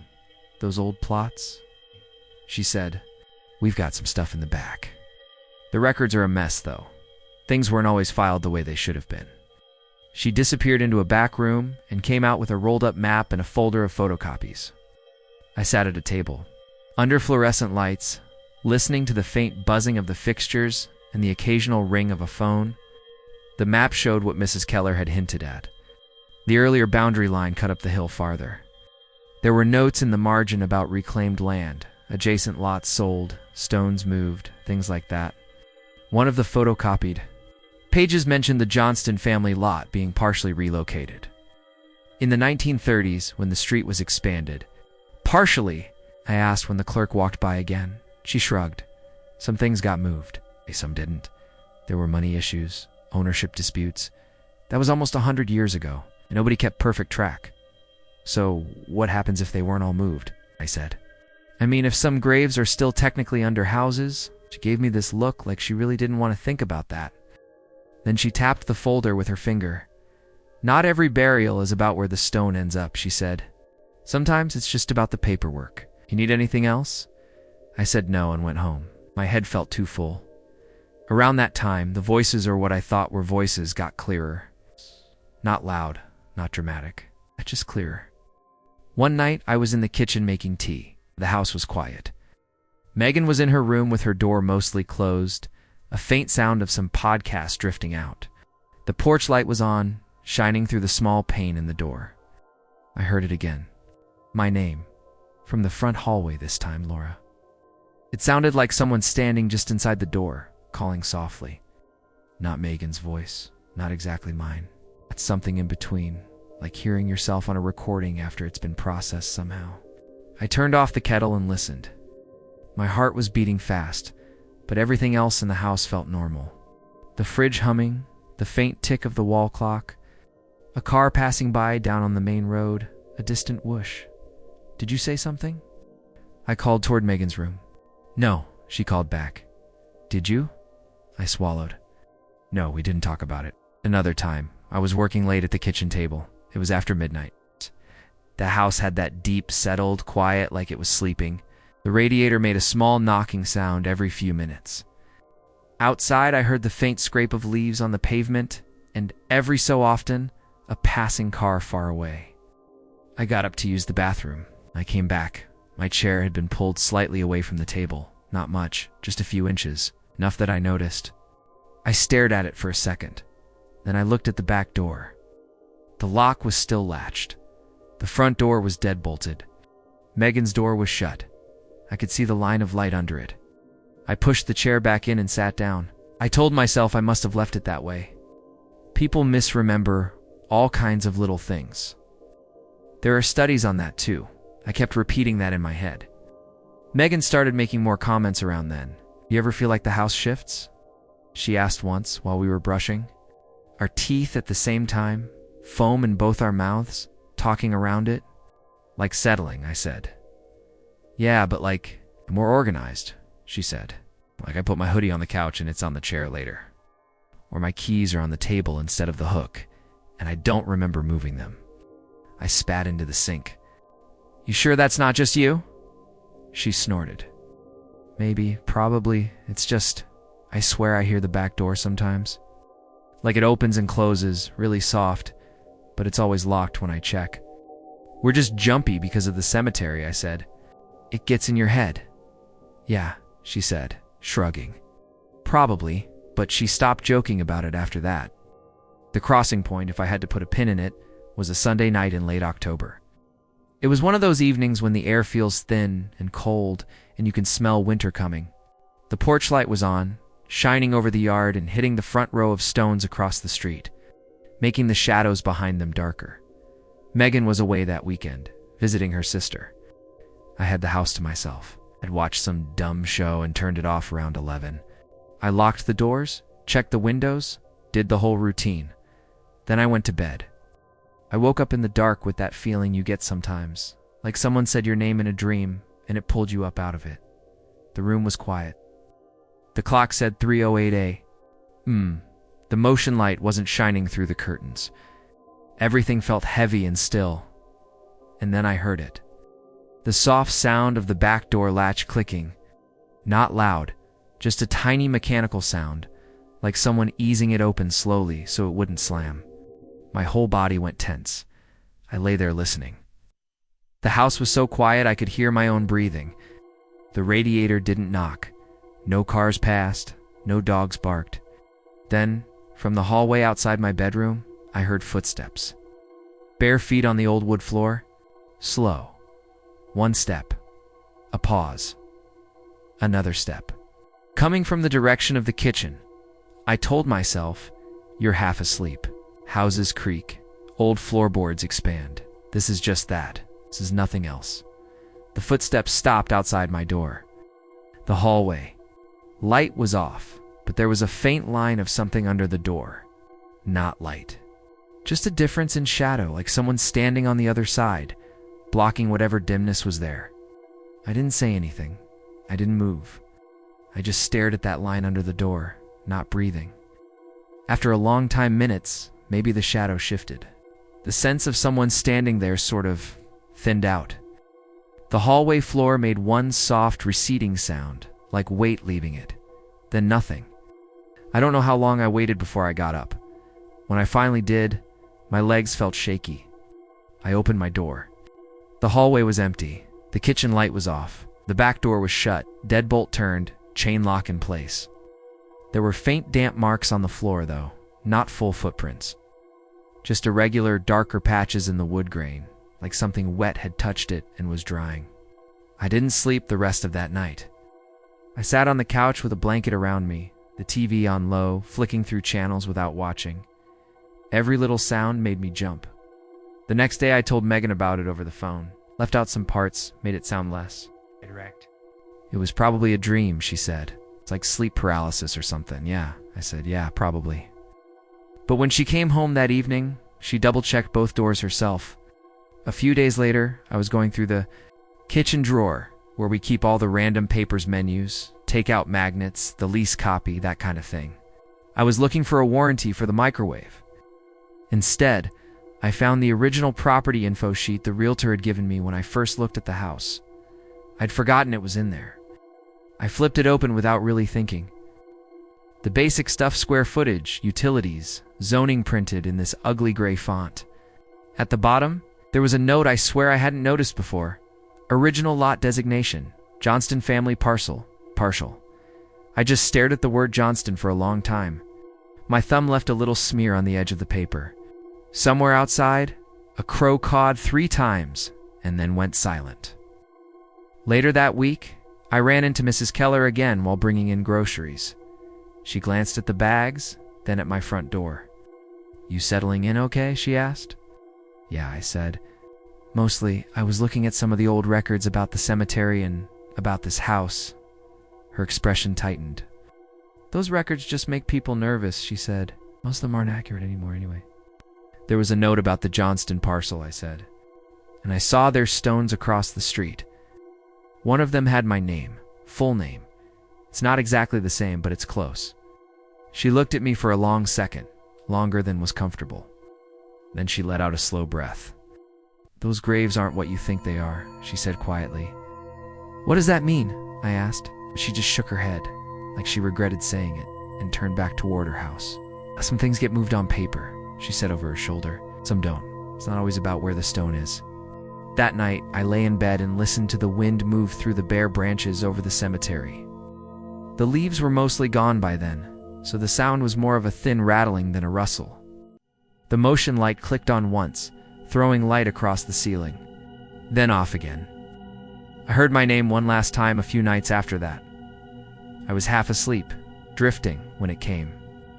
Not from the hallway, not from outside, from right next to the bed. Like someone leaning down to wake you, Laura. It wasn't my voice this time. It wasn't Megan's. It was neutral, calm, not threatening, just familiar in a way I can't explain. I opened my eyes. The room was dark, shapes of furniture faint against the window. No one there. The house was quiet. My heart was pounding, but the rest of me felt strangely calm. I didn't get up. I didn't turn on the light. Just lay there, staring by habit at the corner where the door was, listening to the silence. Eventually, I fell asleep. I still live here. We talked about moving once, Megan and I, but then rent went up everywhere and life got busy and the idea faded. The cemetery is still across the street. The gate still squeaks. Sometimes there are fresh flowers on Ella M. Johnston's grave. Sometimes there aren't. I don't go looking at the stones as much anymore. Try not to read the names when I walk past. I don't check the floor for footprints when it rains. If something moves in the house, a chair, a set of keys, a door just slightly more open than I remember, I put it back and don't say anything. I don't hear my name at night now. Not clearly, anyway. Once in a while, I think I catch a sound in the hallway, a soft shift of weight, but I roll over and let it pass. I still keep the old property sheet in the drawer. Sometimes I feel like taking it out and reading that line about the parcel again. Sometimes I feel like going back to City Hall and asking better questions or pressing Mrs. Keller when she trails off. But I don't. The porch light still comes on by itself some nights, even when nothing moves outside. When it does, it shines. Straight out across the street, over the low brick wall and the rows of stones. And into that darker back half where the grass grows longer and the angel statue leans without a head. And when I see it glowing like that through the curtains, I just lie still and let it burn, and I stopped asking whose name that is.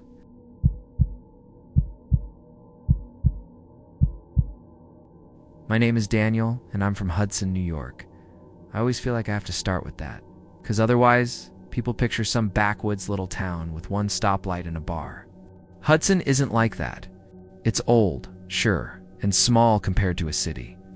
But it's got galleries and coffee shops and tourists who drive in on weekends to walk around and buy candles that cost way too much. I work at the little historical society off Warren Street, in the old brick building that used to be a bank. I'm an archivist, which sounds fancier than it is. Mostly I sit in a windowless room, cataloging boxes of papers and photos that smell like dust and vinegar. I rent the top floor of a narrow, creaky house on a side street a few blocks away. It's divided into 3 apartments. I've got the attic one-angled ceilings, weird little closets, windows that rattle when trucks go by. My younger sister Emily moved in with me last year after her breakup. Technically, she's on the pull-out in the living room, but she's made it look like her own space. Plants, string lights, the usual. We grew up sharing a room, so it didn't feel like a big deal at first. The house sits right across from a small Victorian-era cemetery. Pocket-sized is what the realtor called it. That stuck with me. It's not the big town cemetery on the hill. It's more like a leftover piece of history someone forgot to move. Iron fence, decorative gate that squeaks, maybe 4 short rows of old stones. The ones close to the street are upright and cleaned up, and there's a gravel path that runs down the middle. But if you look toward the back, past the first couple rows, the grass gets taller and wild. Moss on the stones. Ground a little uneven. Near the center, there's this broken angel statue, just the lower half of it still standing on a pedestal. Somebody knocked the top off years ago. And then there's one grave set off in the far left corner, not with the others. It's separated by a little gap of bare dirt, where nothing seems to grow right. There's also a metal bench that faces that single grave, like it's waiting for someone who doesn't come anymore. When I first moved in, I kind of liked the view. It was quiet. No kids screaming in a backyard, no neighbor's TV through the wall. Just trees, stones, and the occasional dog walker who cut through, even though there's technically a sign that says not to. At night, the streetlight throws this pale, steady circle over the front row of markers, and the rest mostly disappears into shadow. It didn't bother me. I'd make tea, sit by the window with my laptop, and it was just, they're part of the backdrop. My schedule is pretty routine. I'm at the Historical Society 9 to 5, Monday through Friday. I walk there in 10 minutes. On the way home, I usually cut past the cemetery just out of habit. There's a gate in front of our house and another at the far end, and people use it as a kind of shortcut between streets. You learn where the gravel crunches loudest when it's dry and where it sinks soft when it's rained. In summer, you can smell the warm dirt and cut grass mixed with car exhaust from the main road. In fall, it's leaves and cold air. Emily works evenings at a restaurant down by the river. She gets home around 11 most nights, sometimes later on weekends. We joke that we're like a tag team. She gets the apartment during the loud, bright hours when I'm gone, and I get it during the quiet ones. We usually overlap for an hour or two at night. It's just enough to watch something dumb together and argue over the volume. The cemetery was just something we joked about. She'd say you really had to pick the place across from the dead, and I'd tell her it probably kept the rent lower. On windy nights, you could hear the trees there sway and scrape against each other. Sometimes a branch would tap against one of the taller stones, a hollow little clink. You get used to it. You tell yourself you're used to it anyway. For the first few months, nothing weird happened at all. I noticed that because I'd expected to notice something, and I didn't. No strange lights, no sounds that couldn't be explained. Occasionally, the porch light would flicker, but the landlord said the fixture was old, and he'd get to it eventually. The radiators knocked in winter. The wood in the hallway settled. You'd hear someone's TV through the floor. Normal stuff. The first thing I remember thinking was odd was the cemetery gate, not the one at the far end ours. The decorative iron one. It's heavy and doesn't swing easily. You have to kind of lift and push at the same time. It also has a latch that, if you drop it all the way down, doesn't just pop open with wind. You hear it when someone comes through. Metal on metal, sharp and clear. One morning in early October, stepped outside to head to work and saw the gate standing wide open. The air was cold enough that I could see my breath. There were leaves piled against the bottoms of the stones, and the grass was wet. I could hear a truck down the block and some crows arguing in a tree. The gate looked wrong, that's all. It had rained the night before. The ground around it was muddy, but there were no fresh footprints on the path. Just the older pressed down ones. I didn't think paranormal or anything. I just figured someone closed it badly, or a kid came through, or the maintenance guy forgot to latch it. I shut it on my way past and dropped the latch all the way. It made that clanging sound I'd heard 100 times. 2 days later, same thing. I came down the front steps, coffee in one hand, messenger bag over my shoulder, and the gate was open again. The air was calmer that day. No big wind, just a light chill. A dog barked a few streets over. I set my coffee on the fence post, walked over and checked the latch. It wasn't broken. You had to lift it to raise it. It wasn't rusted through. The hinges creaked, but held. That night I mentioned it to Emily while she was lacing up her work shoes. "Maybe there's a ghost with poor gate etiquette," she said. "It's not funny," I said, even though I sort of smiled. "Someone's leaving it open. Kids? Maybe so?" She shrugged. Let the dead get some air, as she went off to work. I stayed home that night, reading through a stack of fragile letters we'd just gotten donated. Wind rattled the windows a little. Around 9, the building's hallway light clicked off. The timer setting is weird, and I got up to flip the switch back on. When I passed the front window, I glanced down out of habit. The gate was open again. I stood there for a second, my hand on the light switch. It hadn't made any sound. I hadn't heard the latch or the hinges. There wasn't anybody down there. The street was empty, just that weird orange-yellow glow on the pavement and the wet. Dark line of the fence. I told myself I just hadn't heard it because I'd had the TV on, even though the volume was low. Or maybe whoever came through left it open and I only happened to notice now. It doesn't take much for the mind to smooth over gaps in time like that. You fill in the blanks in a way that feels comfortable. I watched it for a while. 10 minutes, maybe 15. Nothing moved. No cars went by. No wind. Eventually I told myself, "You're being stupid," and sat back down. I didn't go out to close it. A week or so after that, Emily came home late from a shift, dropped her bag, and said, "Your little graveyard's got a secret admirer." I looked up from my laptop. "What?" "There are flowers out there now," she said, toeing off her shoes. Like an actual bouquet. On one of the old stones, "Who visits at midnight?" Kind of weird, right? I hadn't noticed any flowers that week. It hadn't been a holiday, no anniversary thing I'd heard about. I went to the window and pushed the curtain aside. The street was quiet, just our parked car and some trash cans lined along the curb. The porch light across the way was doing its irregular flicker, like always. And there, just barely inside the halo of the streetlight, I could see a little burst of color on one of the nearer graves. "They probably came earlier," I said. "You just didn't see them before work." Emily shook her head. "I looked this afternoon. That stone was bare." Over the sound of her dropping pots and pans in the sink, she added, "You should be happy anyway. Your neighbors are popular." Didn't say anything. It was probably nothing. Someone could have slipped by while we weren't paying attention. People have lives. They go places you don't see. The next morning, I watched from the window while I drank my coffee. The flowers were still there, bright against the gray stone. Roses, I think. The kind you'd buy last minute from a supermarket, still wrapped in crinkly plastic. A car passed once. A woman walked a dog. No one went through the gate. By the time I got home from work that day, the flowers had moved. Not far, just wrong. They weren't on the first stone by the path anymore. They were tucked neatly at the base of that one grave set off in the far corner. The lonely one with the bench facing it, except I could tell no one had walked across the grass from the path to put them there.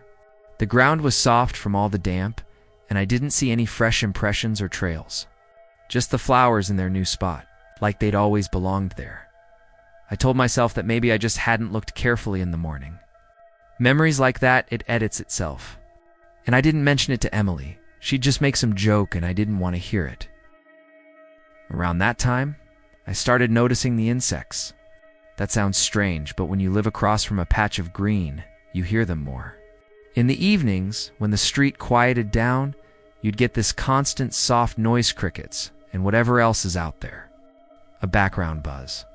Some nights, for no clear reason, it would stop. Not fade out, just cut off. One Tuesday, I was sitting at the little table by the window with my laptop open, working on a backlog of scans. The radiator under the sill was ticking as it warmed up. Outside, I could see my breath fog the glass if I leaned close. The insects were going pretty loud, even with the window shut. And then, between one keystroke and the next, the sound vanished. It was like someone hit mute on the world. 1 second there was that layered, messy noise. The next there was just my own breathing and the faint hum of the refrigerator in the kitchen. I didn't move for a second. I just sat there, fingers resting on the keys, listening to nothing. Then came this one long creak from the building's hallway. Old wood shifting. I heard the neighbor's door down below click. Someone coughed. Life went back to normal in the human sense, but outside stayed. Blanked, I stood up and walked to the window. The street looked exactly the same. Same light. Same empty sidewalk. The broken angel in the cemetery, frozen in its usual half-kneel. The bench facing that one grave. After maybe a minute, the insects started up again. Not all at once, more like one here, one there, then the rest. Until it was just noise again. That happened 3 times over the next couple of weeks. Sometimes earlier in the evening, sometimes closer to midnight. No pattern I could see. I didn't tell anyone. It sounded too small to bring up out loud. The next thing was the footsteps. On weekends, when I didn't have to go in, I'd sometimes take the long way home from the grocery store and cut through the cemetery, just to avoid the main road. The gravel path kind of bends a little in the middle, so you can't see straight from one gate to the other unless you're standing just right. You hear people before you see them. One Saturday afternoon in late October, clouds hanging low like they were thinking about rain. I came in through the far gate with 2 grocery bags, one cutting into each hand. The air smelled like cold earth, and somewhere, faintly, a wood stove. My feet crunched on the gravel, slow, because the bags were heavy. Behind me, from the other gate, I heard the path crunch too. Same rhythm, like a second set of my footsteps, just a little out of sync. I didn't think much of it. Someone else using the path. I kept walking. The crunching kept pace with me. Every time I slowed, it slowed a heartbeat after. Every time I took 3 quick steps, I'd hear 3. I realized very suddenly that I couldn't hear any plastic bags rustling or keys or the little sounds people make. Just gravel. I stopped. The footsteps stopped. I turned around, expecting to see someone halfway down the path. There was no one. The gate at the far end was closed. The path behind me was empty. Just the churned-up strip of pale stones between the rows. I waited for that stupid rush of adrenaline to pass. It didn't take long. I told myself I'd heard an echo, or maybe someone had ducked off the path between stones. I couldn't see all the way down each row from where I was. "Hello," I said, feeling ridiculous. My breath made a small cloud. No one answered. A crow called once, and then went quiet again. I adjusted the bags and walked the rest of the way without looking back. After that, I started avoiding the path on days when the air felt heavy like that. There's no logic in that, I know. But you go with your gut sometimes. Around Halloween, the Historical Society put me on a project involving old cemetery records. It wasn't because of where I lived. It just worked out that way. We were trying to digitize everything: burial maps, plot ownership, handwritten ledgers from the 1800s. It was the sort of slow, detail-heavy work that usually calms me down. One afternoon, I had a stack of thin, brittle folders labeled for different little burial grounds around town. The main hill cemetery had its own thick drawer. The small ones, like the one across from my house, were in a separate box. Some were just family plots that had been fenced in a long time ago and then forgotten. I found the folder for Maple Street Vest Pocket Cemetery, which is what ours is officially called, apparently. The file was slim one-typed page, listing maybe 20 names, a rough hand-drawn sketch of the layout, and a couple of notes about maintenance. The sketch showed 3 rows of graves and a little rectangle for the bench. There was nothing in the corner where I knew that one separated grave was. I thought I had the wrong map. I checked the address at the top. Definitely our street. The drawing even showed the broken angel, labeled Angel Mon, but the corner was just blank. I went down to the main desk, where Mrs. Lopez, who's been there forever, was sorting mail. "Quick question," I said, holding up the folder. "This can't be the only map for the Maple Street Cemetery, right? There's a grave in the corner that's not on here." She looked over her glasses at me. "In the corner?" "Yeah, far left if you're facing the street," I said. "There's a stone and a bench. It's there. I live right across from it." Mrs. Lopez frowned, took the folder, flipped through it with the careful fingers of someone who doesn't like surprises in paperwork. "This is everything we have," she said. "They did an inventory in the 70s. I remember this project. They were very thorough. Maybe the corner was added later." I said, "Like a new burial." She shook her head. "Small plots like that weren't taking new burials by then. Liability reasons. Besides, they'd need deed records, and we don't have anything else." I waited for her to say more. She didn't. She slid the folder back across the desk. "It's probably just a misprint on the map," she said. "We have a lot of those. Don't drive yourself crazy with it." Her tone made it clear I wasn't going to get more out of her that night. I mentioned it to Emily while we were eating cheap takeout on the couch. Maybe someone buried there wasn't supposed to be. She said, noodles hanging halfway to her mouth, like some scandal. Secret lover, covered up scandal, whatever. "That's not how cemeteries work," I said.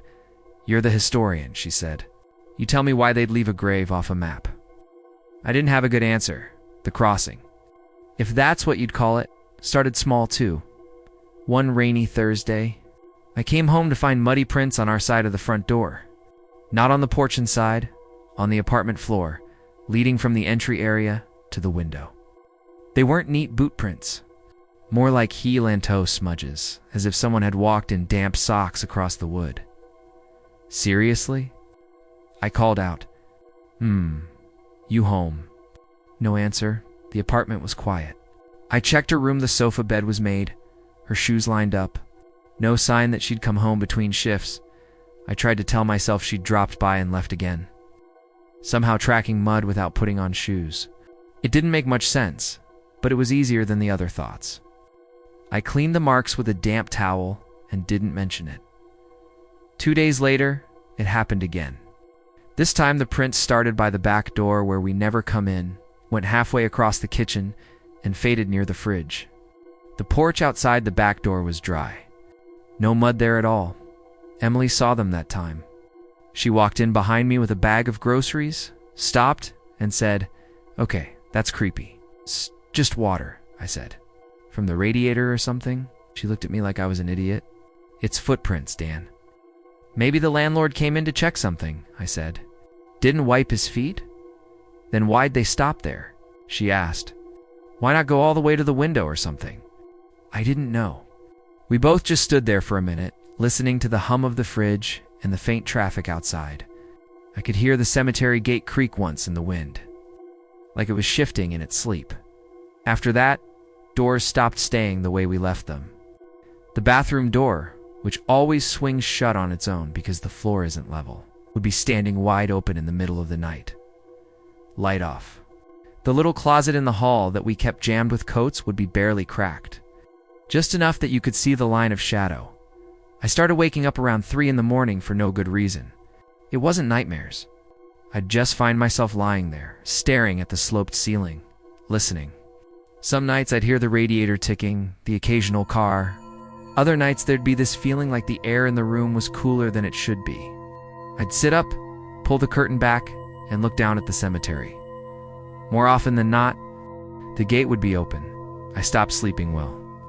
At work, I'd catch myself staring too long at the cemetery maps, running my finger over that blank corner on the paper. I found myself wanting to go back and ask Mrs. Lopez more questions. But every time I tried, she'd get this set look on her face, like she was bracing for something. One afternoon, while I was putting files away, she said, out of nowhere, "You're still in that place on Maple?" "Yeah," I said. "Top floor." She nodded once, very slowly. "Old properties like that collect stories," she said. "Doesn't mean you have to listen to all of them." I didn't know what she meant. Before I could ask, a volunteer came in with a question, and the moment passed. The last week before Thanksgiving, Emily started complaining about someone calling her name at night. "You do it right," she said one morning, pouring cereal. "You stand outside my door and say my name like you need something, and then when I answer, you just walk away. That's you?" I blinked at her. "What?" "No. Why would I do that?" She gave a short laugh. "Because you're weird?" "I'm asleep," I said. "What time?" "Don't know," she said. "Late, maybe 2-3. You say it real soft like M, and then nothing. I thought you needed Tylenol or something." "It's not me," I said. For the first time since she moved in, I saw her actually look uneasy about the cemetery. Usually, she was the one making jokes. That morning, she kept glancing at the window, like she expected someone to be standing there. "That's probably my mind playing tricks," she said finally. But it didn't sound like she believed it. I wanted to tell her that sometimes, around that same hour, I'd hear my own name in the apartment. Not loud. More like someone saying it right next to my ear when I was halfway between asleep and awake. I never answered it.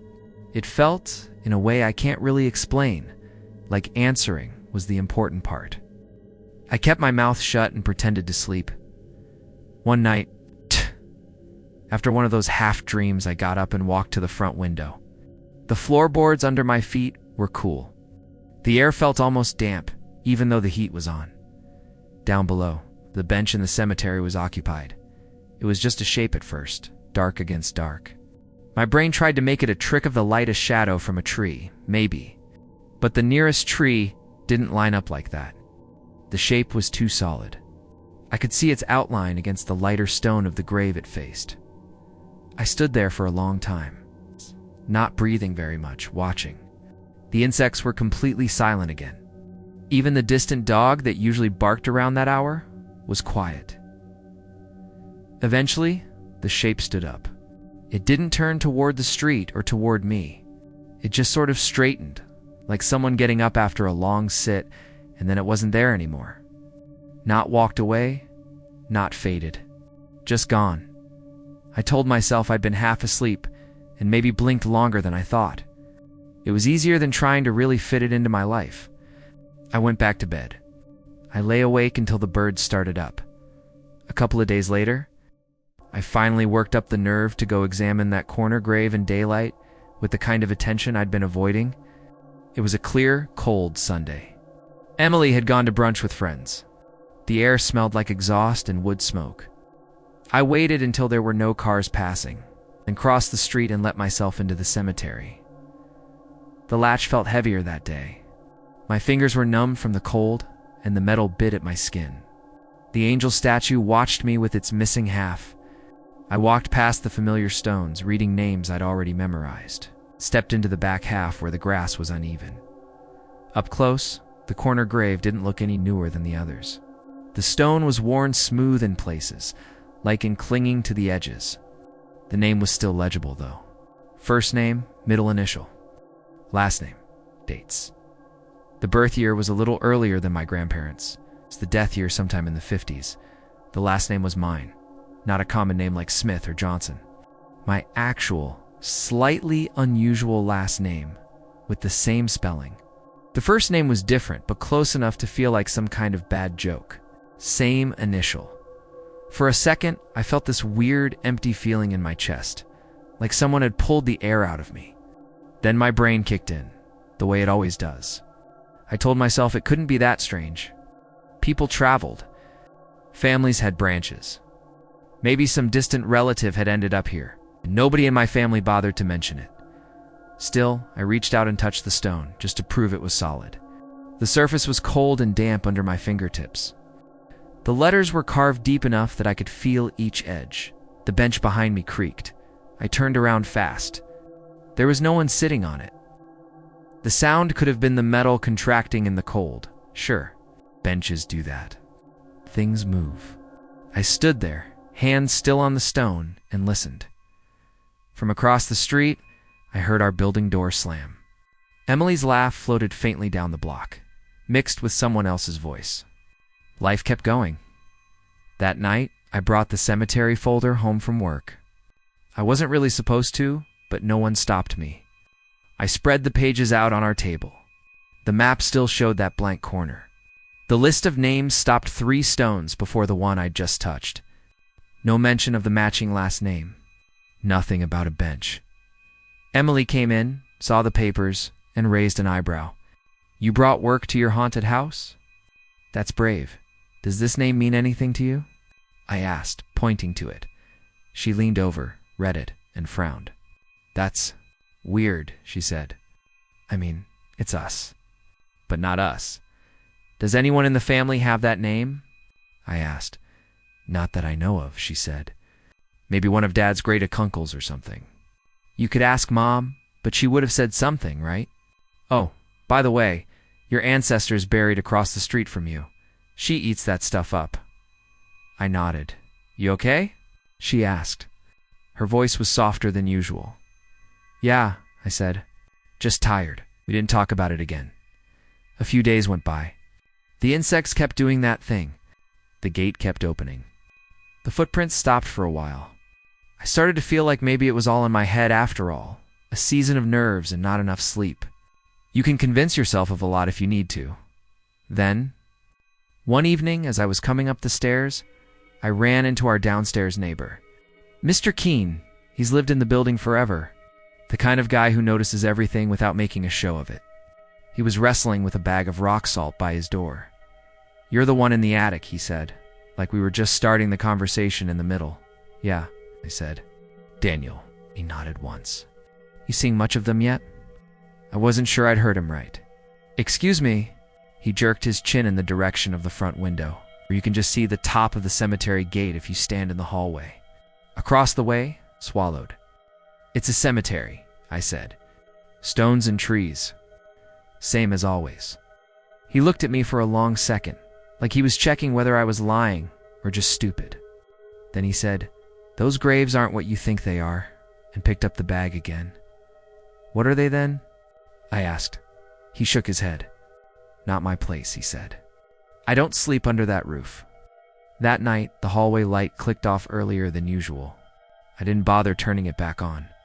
I just went into the apartment, locked the door, and sat at the table with the cemetery papers spread out in front of me again.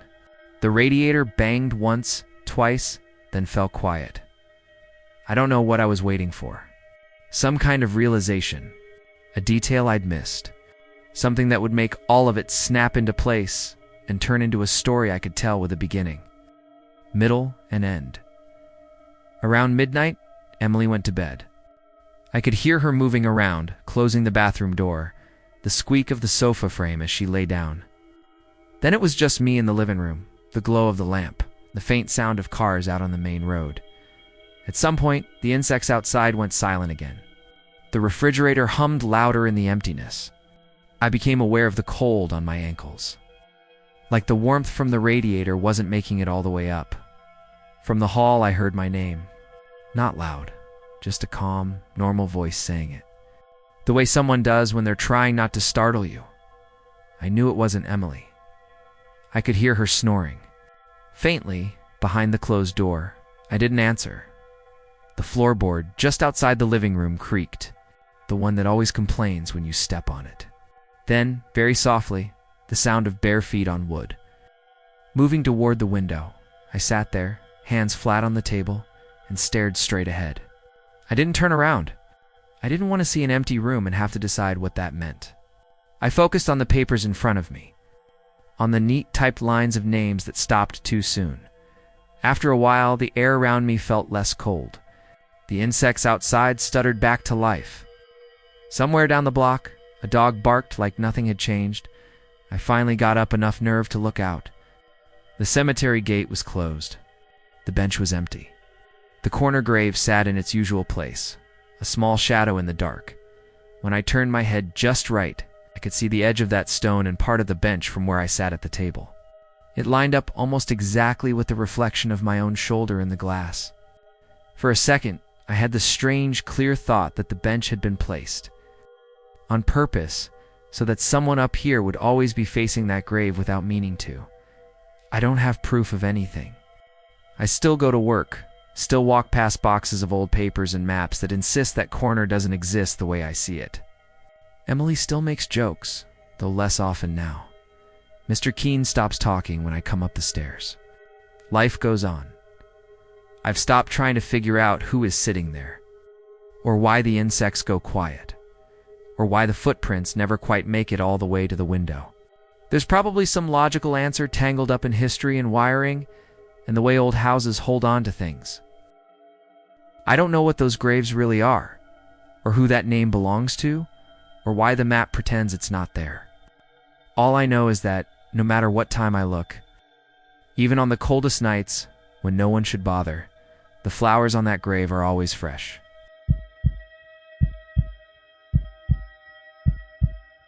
My name is Caleb, and I'm from Stillwater, Minnesota. I've lived here most of my life, on and off. It's one of those river towns people drive through in the fall, because the trees look nice, and the old brick buildings photograph well. For me, it's just home. Cold in the winter, sticky in the summer, quiet most nights. You can hear the trains on the far side of town if the wind's right. They kind of fade into everything else after a while, a couple of years ago. I moved back after a breakup and ended up renting a small 2-story house on the edge of town.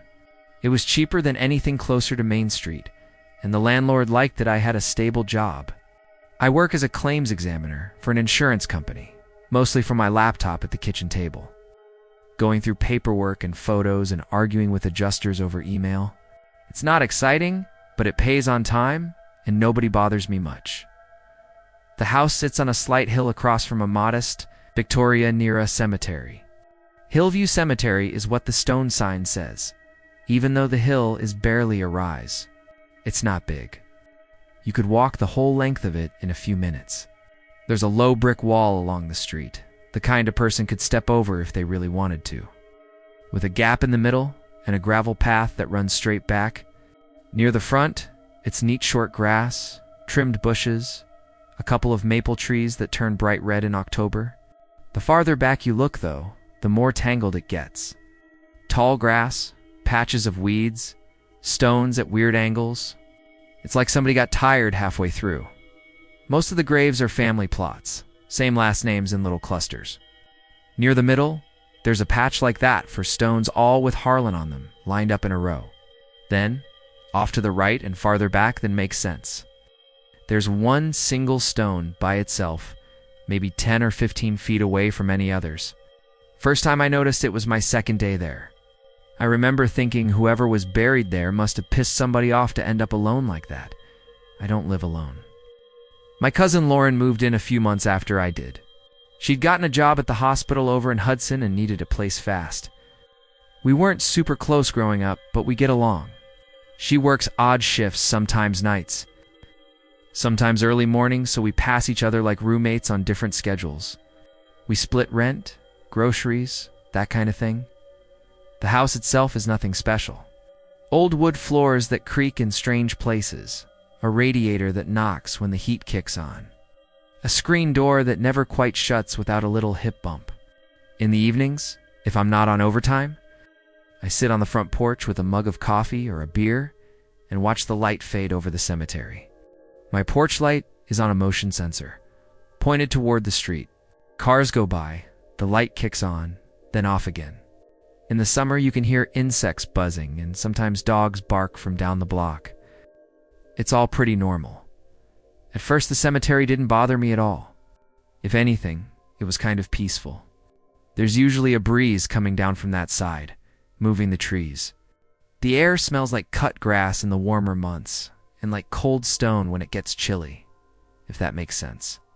On Sundays, you sometimes hear church bells from downtown. Around the same time, you see a couple of older folks walking slowly through the rows, stopping here and there. It felt respectful, quiet. Background noise? Lauren made jokes about it from day one. When she first carried her boxers in, she stood on the porch, looked straight at the graveyard. Out, at least the neighbors are quiet. I rolled my eyes. She still says stuff like that when she's tired. If the house pops or the wood settles, she'll go, "Okay, Grandpa, we hear you," and nod toward the cemetery. It used to just make me laugh. I had a routine for a while. Wake up, coffee on the stove, log into work by 8, break around noon to walk around the block or down to the gas station for a sandwich, back to emails until 4 or 5. Lauren would come or go depending on her shift, keys jingling, shoes thumping on the steps. At night, either I'd cook something simple or we'd order takeout. Some nights she'd drag me out to the little bar by the bridge. Some nights we'd just sit in the living room with the TV low, the glow from the porch light bleeding a little through the curtains. All of this is just to say it was normal. Boring, even. The cemetery was just part of the view, like the river would be if we lived closer to downtown. I got used to seeing stones and trees every time I glanced out the front window. The first thing that really stuck in my mind happened on a windy afternoon in early October. The air had that cold bite but wasn't freezing yet. I'd just stepped out onto the porch to make a call. Lauren was sleeping after a night shift and I didn't want to wake her. As I stepped out, the porch light flicked on, even though it was broad daylight. I guess the sensor got confused by the way the clouds were moving. The wind was pushing dead leaves down the street, scraping them along the pavement. You could hear them skitter against the brick wall. I was halfway through the call when I noticed the flowers. They were on one of the Harlan family graves, the second from the left. I'd looked at those stones 100 times and never seen anything on them. That day there was a bunch of white flowers, maybe lilies. I don't know, flowers well stuck into a metal cone holder. The petals were bright, fresh, not drooping. My first thought was just, someone finally came by. I didn't think much more about it until the next day, when I saw them again. I was on my way to the car, gravel crunching under my shoes, as I cut across the little pull-off area across from the house. A gust of wind carried the smell from the cemetery damp earth, cold leaves, that faint sweet smell from the flowers. They still looked fresh, which made sense.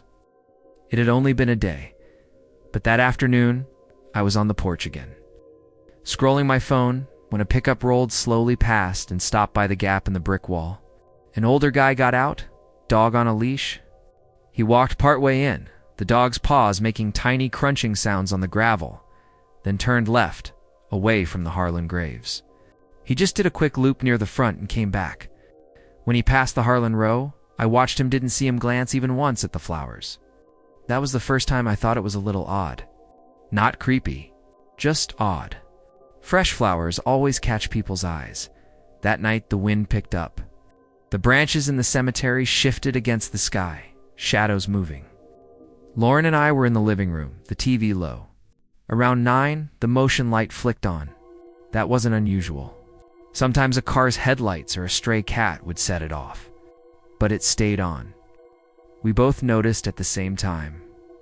"Your light's stuck," Lauren said, not looking away from the screen. "I'll check it in a minute," I said. We waited. The radiator knocked somewhere in the walls. The TV murmured. The light stayed on, bright in the corner of my eye through the curtains. Finally, I got up, went to the door, and pushed the curtain aside a little. The street was empty. No car, no person. The wind was still moving the trees, leaves scraping along the pavement. The light glared down on the gravel pull-off and the first row of stones. As I watched, the light went off. Just like that, I stood there a second longer, listening. Insects had gone mostly quiet for the season. Somewhere farther away, a dog barked once and then stopped. When I mentioned it to Lauren, she shrugged. "Sensor's probably going bad," she said. "Or there's a raccoon out there planning his next trash can raid." Little things like that kept happening over the next couple of weeks.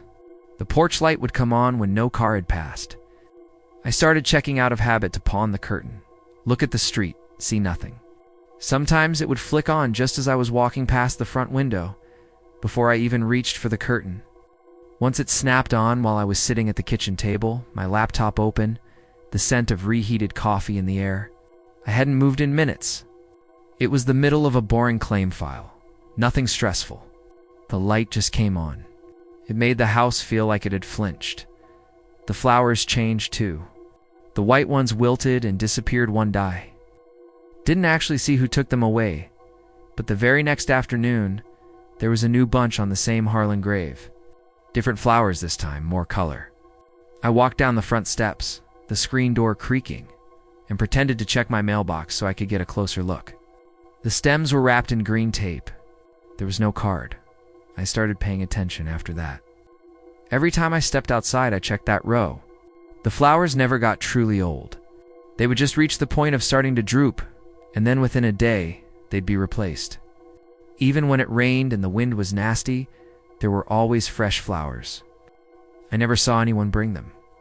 One Saturday afternoon, I was walking back from the gas station, a plastic bag rustling in my hand. When I heard someone say my name, Caleb, it was soft, like someone calling from a backyard. I stopped at the corner by the cemetery and looked around. The street was empty. There was a car parked one block down, no one inside. The air smelled like cold exhaust and damp leaves. A crow cawed from somewhere up in the trees, then another answered. I stood there a second longer, listening. Nothing. I told myself it was somebody across the next street calling to a kid or a dog, and I just heard it wrong. I kept walking. The gravel at the gap in the brick wall crunched under my shoes. As I passed, I glanced toward the Harlan stones. The flowers were there, bright and neat.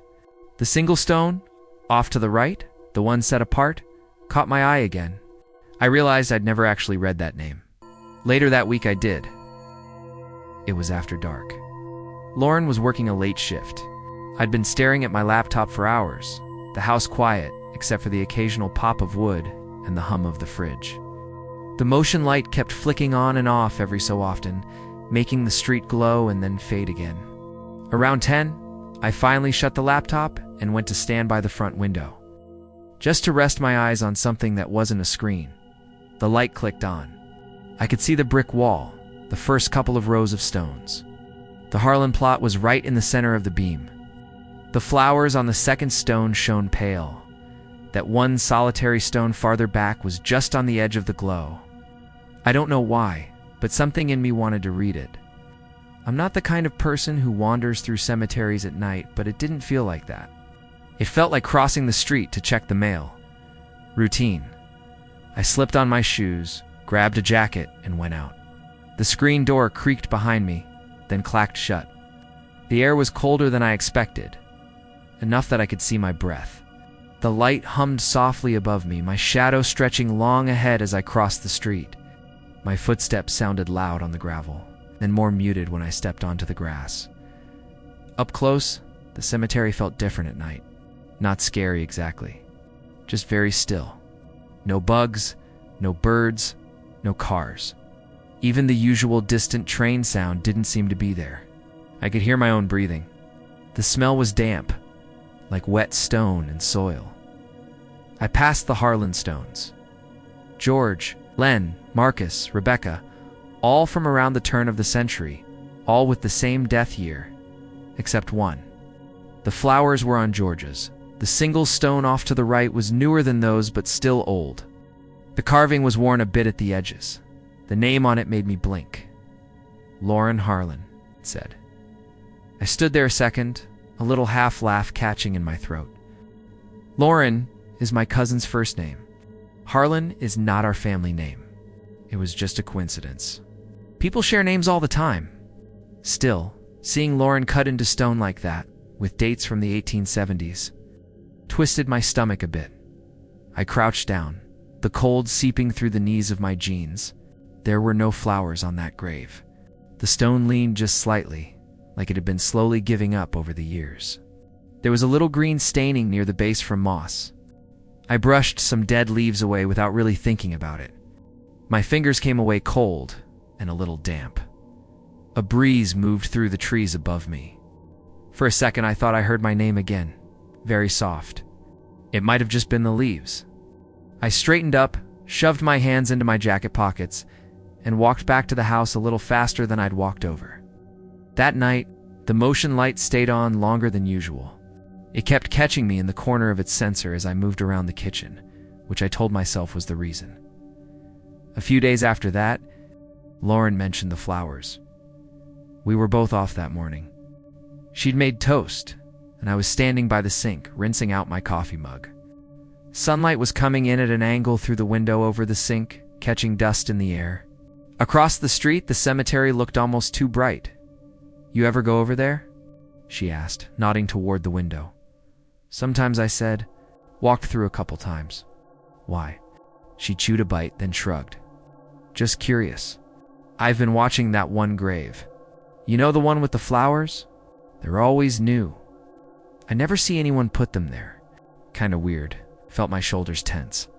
People probably come early, or when we're at work. She shook her head. I work weird hours, remember? I'm driving in at 4 in the morning, coming back at midnight. That kind of thing. I'd see headlights at least. It's right in front of the house. You're not looking all the time, I said. Anyway, what does it matter?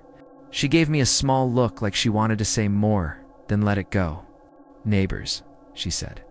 Everyone's got their thing. Later that day, I went to the county records office during my lunch break.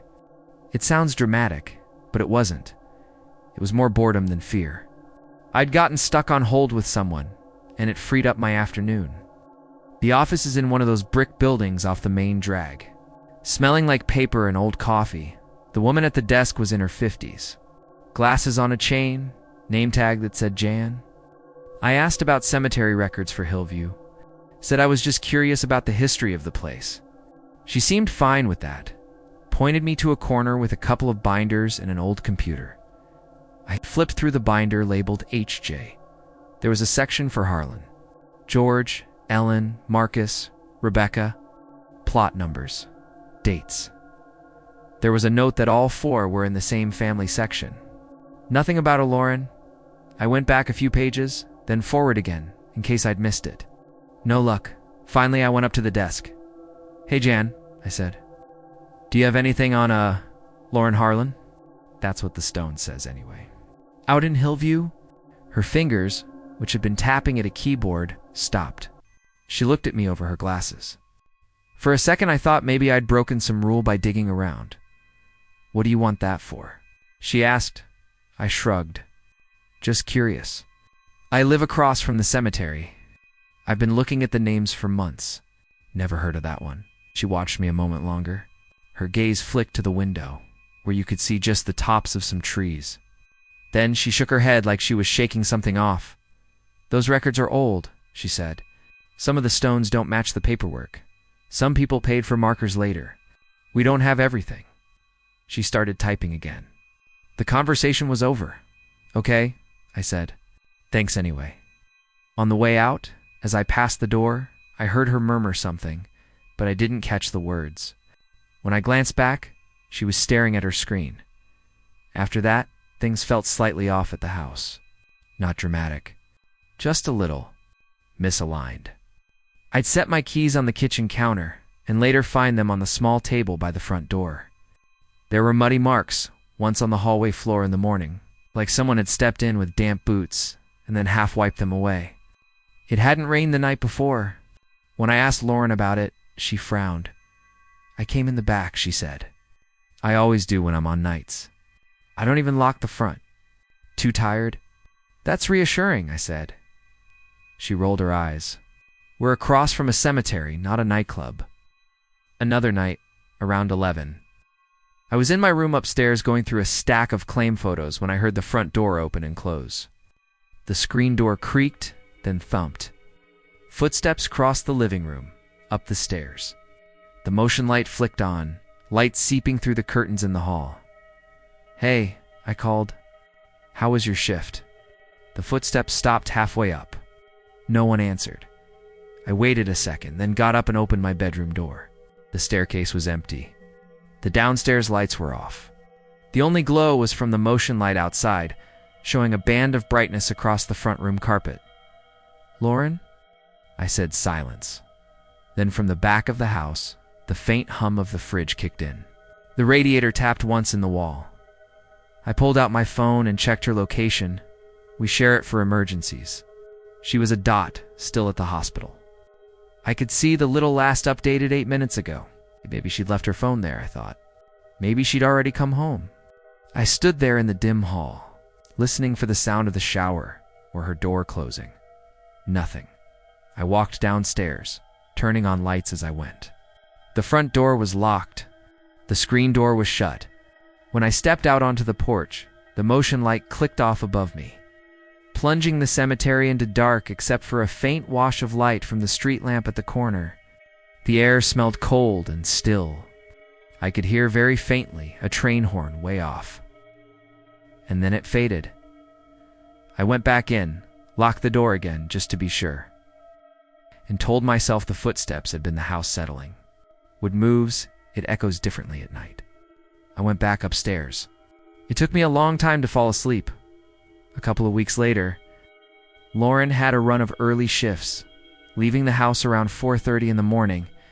Those mornings I'd wake up briefly to the sound of the screen door whining and the car engine turning over. One of those days I drifted back to sleep and had one of those half dreams where everything feels slightly wrong. The sound of gravel, a door opening, muffled voices. When I finally got up, the house was quiet. Light was weak through the blinds. I shuffled to the kitchen, bare feet cold on the floor. There were 2 coffee mugs in the sink instead of 1, both with fresh rings at the bottom. Lauren had only used 1, and I hadn't been up yet. I stood there, looking at them, listening to the radiator knock 3 short times in the wall. Down the street, a dog barked and then cut off like someone hushed it. I turned toward the front window. The porch light was off, but the air outside had that flat gray look before the sun really gets going. Across the street, the Harlan stones were easy to see, even in the dimness. There were flowers again. The bunch on George's grave was bigger than usual, bright reds and yellows like somebody had gone all out. The single stone that said Lauren still had nothing, that stuck with me for some reason. All that attention on one stone, and nothing on the one with my cousin's name. It felt backwards. I started to notice other things. The insects around the house, the few there were in late fall, would go quiet all at once sometimes when I stepped onto the porch, like somebody had hit mute. Then, a few seconds later, they'd start up again. The porch light had a new trick where it would flicker once, little hesitant blink, whenever I opened the front door after dark. Even if I didn't trigger the sensor, the worst was the voice. I was working late one evening, pushing through a stack of files to meet a deadline. The house was quiet except for the soft tick of the clock in the living room and the occasional groan of the old wood. I had the TV on low in the background. Some cooking show nobody was really watching. Around 10:30, I heard Lauren say, "Caleb, can you come here a second?" It sounded like it came from upstairs, near the bathroom. Her tone was normal, maybe a little tired. I pushed my chair back, rubbed my eyes, and stood up. "Yeah, just a second," I said. I went to the bottom of the stairs and looked up. The hallway light was off. Her door was shut. The bathroom door was open a crack with no light on inside. "You okay?" I called nothing. The hairs on my arms went up. I pulled my phone out again. Her location showed her still at the hospital, little by the river. I watched it for a good 30 seconds, waiting for it to jump to home. It didn't. I went up anyway, turning on the hallway light. The air at the top of the stairs felt cooler, like a window had been left open, but they were all closed when I checked. The bathroom was empty. I opened Lauren's door a little. Her room was dark and still, bed made. On my way back down, I glanced out the small landing window. From that angle, you can see deeper into the cemetery, past the neatly kept front. Moonlight, pale and thin, showed the back half where the grass is taller and the stones crowd in at strange angles. For a second, I had the strong sense that someone was standing just inside the line where the neat part ends, not moving, just watching the house. There was nobody there, just the shapes of stone and tree trunk. A chipmunk chattered once, then stopped. I went downstairs, turned off the TV, and sat at the kitchen table with the lights on for another hour, not really working. I kept listening for footsteps that didn't come. Not long after that, Lauren changed how she talked about the cemetery. The joke stopped. One morning, as she was lacing up her shoes near the door, she glanced out the window and went very quiet. "What?" I asked. She hesitated. "Nothing," she said. "Just, did you move the flowers?" "What flowers?" She pointed. "Those, they were on the second stone yesterday. Now they're on the one at the end." I looked. She was right. The big bunch that had always been on George's grave was now on Rebecca's, all the way to the right. The arrangement looked the same. Same colors, same shape. They hadn't been replaced. They had been moved. "I didn't touch them," I said. "Probably the groundskeeper," she said, but her voice sounded thin. "They don't have a groundskeeper," I said. "Not full-time. The city sends someone out once in a while to mow. That's it." She made a face, grabbed her keys, and shook her head. "Whatever. I gotta go." After she left, I watched the graves for a while. No one came by. The flowers stayed where they were. I don't know exactly when. I started connecting the inside of the house with what was going on across the street. It wasn't one big thing. It was a slow accumulation of small, annoying, easy turret-off moments. The front door would be unlatched in the morning when I was sure I'd locked it the night before. The back door would stick like something heavy had leaned against it from the outside, then suddenly give way with a little sigh of air. Sometimes the smell of damp earth would drift through the front hall even when it hadn't rained for days. One afternoon, working at the table, I dropped a pen. It rolled across the floor and stopped by the doorway to the hall. I reached down to grab it and noticed faint brown smudges on the wood just inside the doorframe. They were shaped like half moons, spaced like steps, not clear footprints. Nothing that exact, but enough that I could follow them with my eyes, a broken path toward the front door, and then nothing. They stopped a couple of boards short, like someone had just lifted their feet and vanished. I cleaned them up. What else do you do? I told myself I'd tracked in dirt without noticing. Maybe I had. It's a house. Messes happen. The closest I came to an explanation or something like one was from the guy at the corner store. His name's Rick. He's been there forever, I think. Knows everybody, or at least acts like he does. I'd gone in late one evening to grab milk. The bell over the door jingled. The place smelled like coffee and fryer oil. He was leaning on the counter, watching a little TV. "Hey, Caleb," he said. "Still liking the place by Hillview?" "Yeah," I said. "It's fine." "Cheap for what it is," he said. "Not many folks want to look at headstones every morning." I hesitated. "Do you know anything about that family?" "The Harlans." He grunted. "Old money. Old drama. They're mostly in the ground now. There's a stone out there for a Lauren," I said.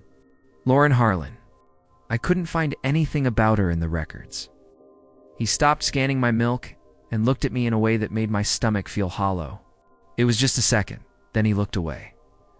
"Those graves aren't what you think they are," he said quietly. "What does that mean?" I asked. He shook his head, rang up the milk, and slid it toward me.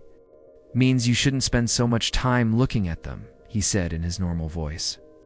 "You'll start seeing patterns that aren't there." On my walk home, the plastic jug cold against my hand, I kept hearing that line. "Those graves aren't what you think they are." The air was sharp, burning my nose a little. As I turned onto my street, I saw my porch light flick on before I was close enough to trigger it. The house looked darker than usual behind the light. That makes sense. Inside, the wood popped once, like something shifting its weight. Over the next few weeks, I tried to ignore it all. I buried myself in work. I stopped looking at the cemetery every time I passed the window. I focused on ordinary tasks, dishes, laundry, emails. But the disturbances kept edging in. I'd hear that soft scrape of gravel outside. The front door when nobody was scheduled to come by. Once, I woke up around 3 in the morning to the sound of our screen door creaking open, then very slowly closing. When I went to the window, heart pounding in my throat, the porch was empty, the light just turning off. I told myself it was the wind. The last thing that really settled into my bones happened in late November, just before the first real snow. The air had that heavy feeling, like the sky was holding its breath. Lauren was working nights again. I was on the couch, not really paying attention to whatever was on TV. The radiator rattled, then went quiet. Outside, the trees in the cemetery were bare, branches scratching against each other when the wind moved. For no good reason, I got up and went to the window. Habit, I guess. The porch light clicked on as I reached the curtain. Even though I hadn't opened it yet, I pulled the curtain aside and looked out. The Harlan graves were there as always. The big bunch of flowers had moved again. They were on the solitary stone now. On Lauren. The petals looked new, no edges browned or curled. No other flowers on any of the other stones. Just that one. For a long moment, nothing moved. The street was empty. The only sound was a far-off train horn and the faint rustle of dead leaves scraping along the curb. Then, yes, I watched. The motion light went off. You know how your eyes adjust slowly? The cemetery faded into a softer darkness. The solitary stone was just a pale shape now. I could still see the flowers in my mind, bright and fresh, where they hadn't been before. I thought of the extra coffee cup in the sink, the muddy half-prints on the floor, the voice upstairs saying my name, the gap in the records, the clerk's tight mouth, Rick saying, "Those graves aren't what you think they are." Behind me, the house creaked, just once, like someone had shifted their weight on an old step. I tell myself there's a person who comes very early, before I wake up, to tend that grave. I tell myself the voice I hear sometimes at the top of the stairs is just my own brain replaying things. I tell myself the footsteps, the doors, the cold spots, the little moved objects are all normal parts of living in an old house across from an old cemetery. Most days, I half believe it. I don't go back into the cemetery at night anymore. I don't ask at the county office. I don't bring up the name on that stone with anyone in town. I don't mention to Lauren that a few times now. I've seen her stand at the window in the early morning, looking across the street with a strange, distant expression, like she's trying to recognize someone. I just watch, from my side of the glass. As the seasons change and the flowers keep appearing where they shouldn't, always new, never wilting long enough to be forgotten, the house settles around me. The trains come and go. The gravel outside shifts on its own, and across the street. On that one grave set apart from the others, the flowers on that grave are always fresh,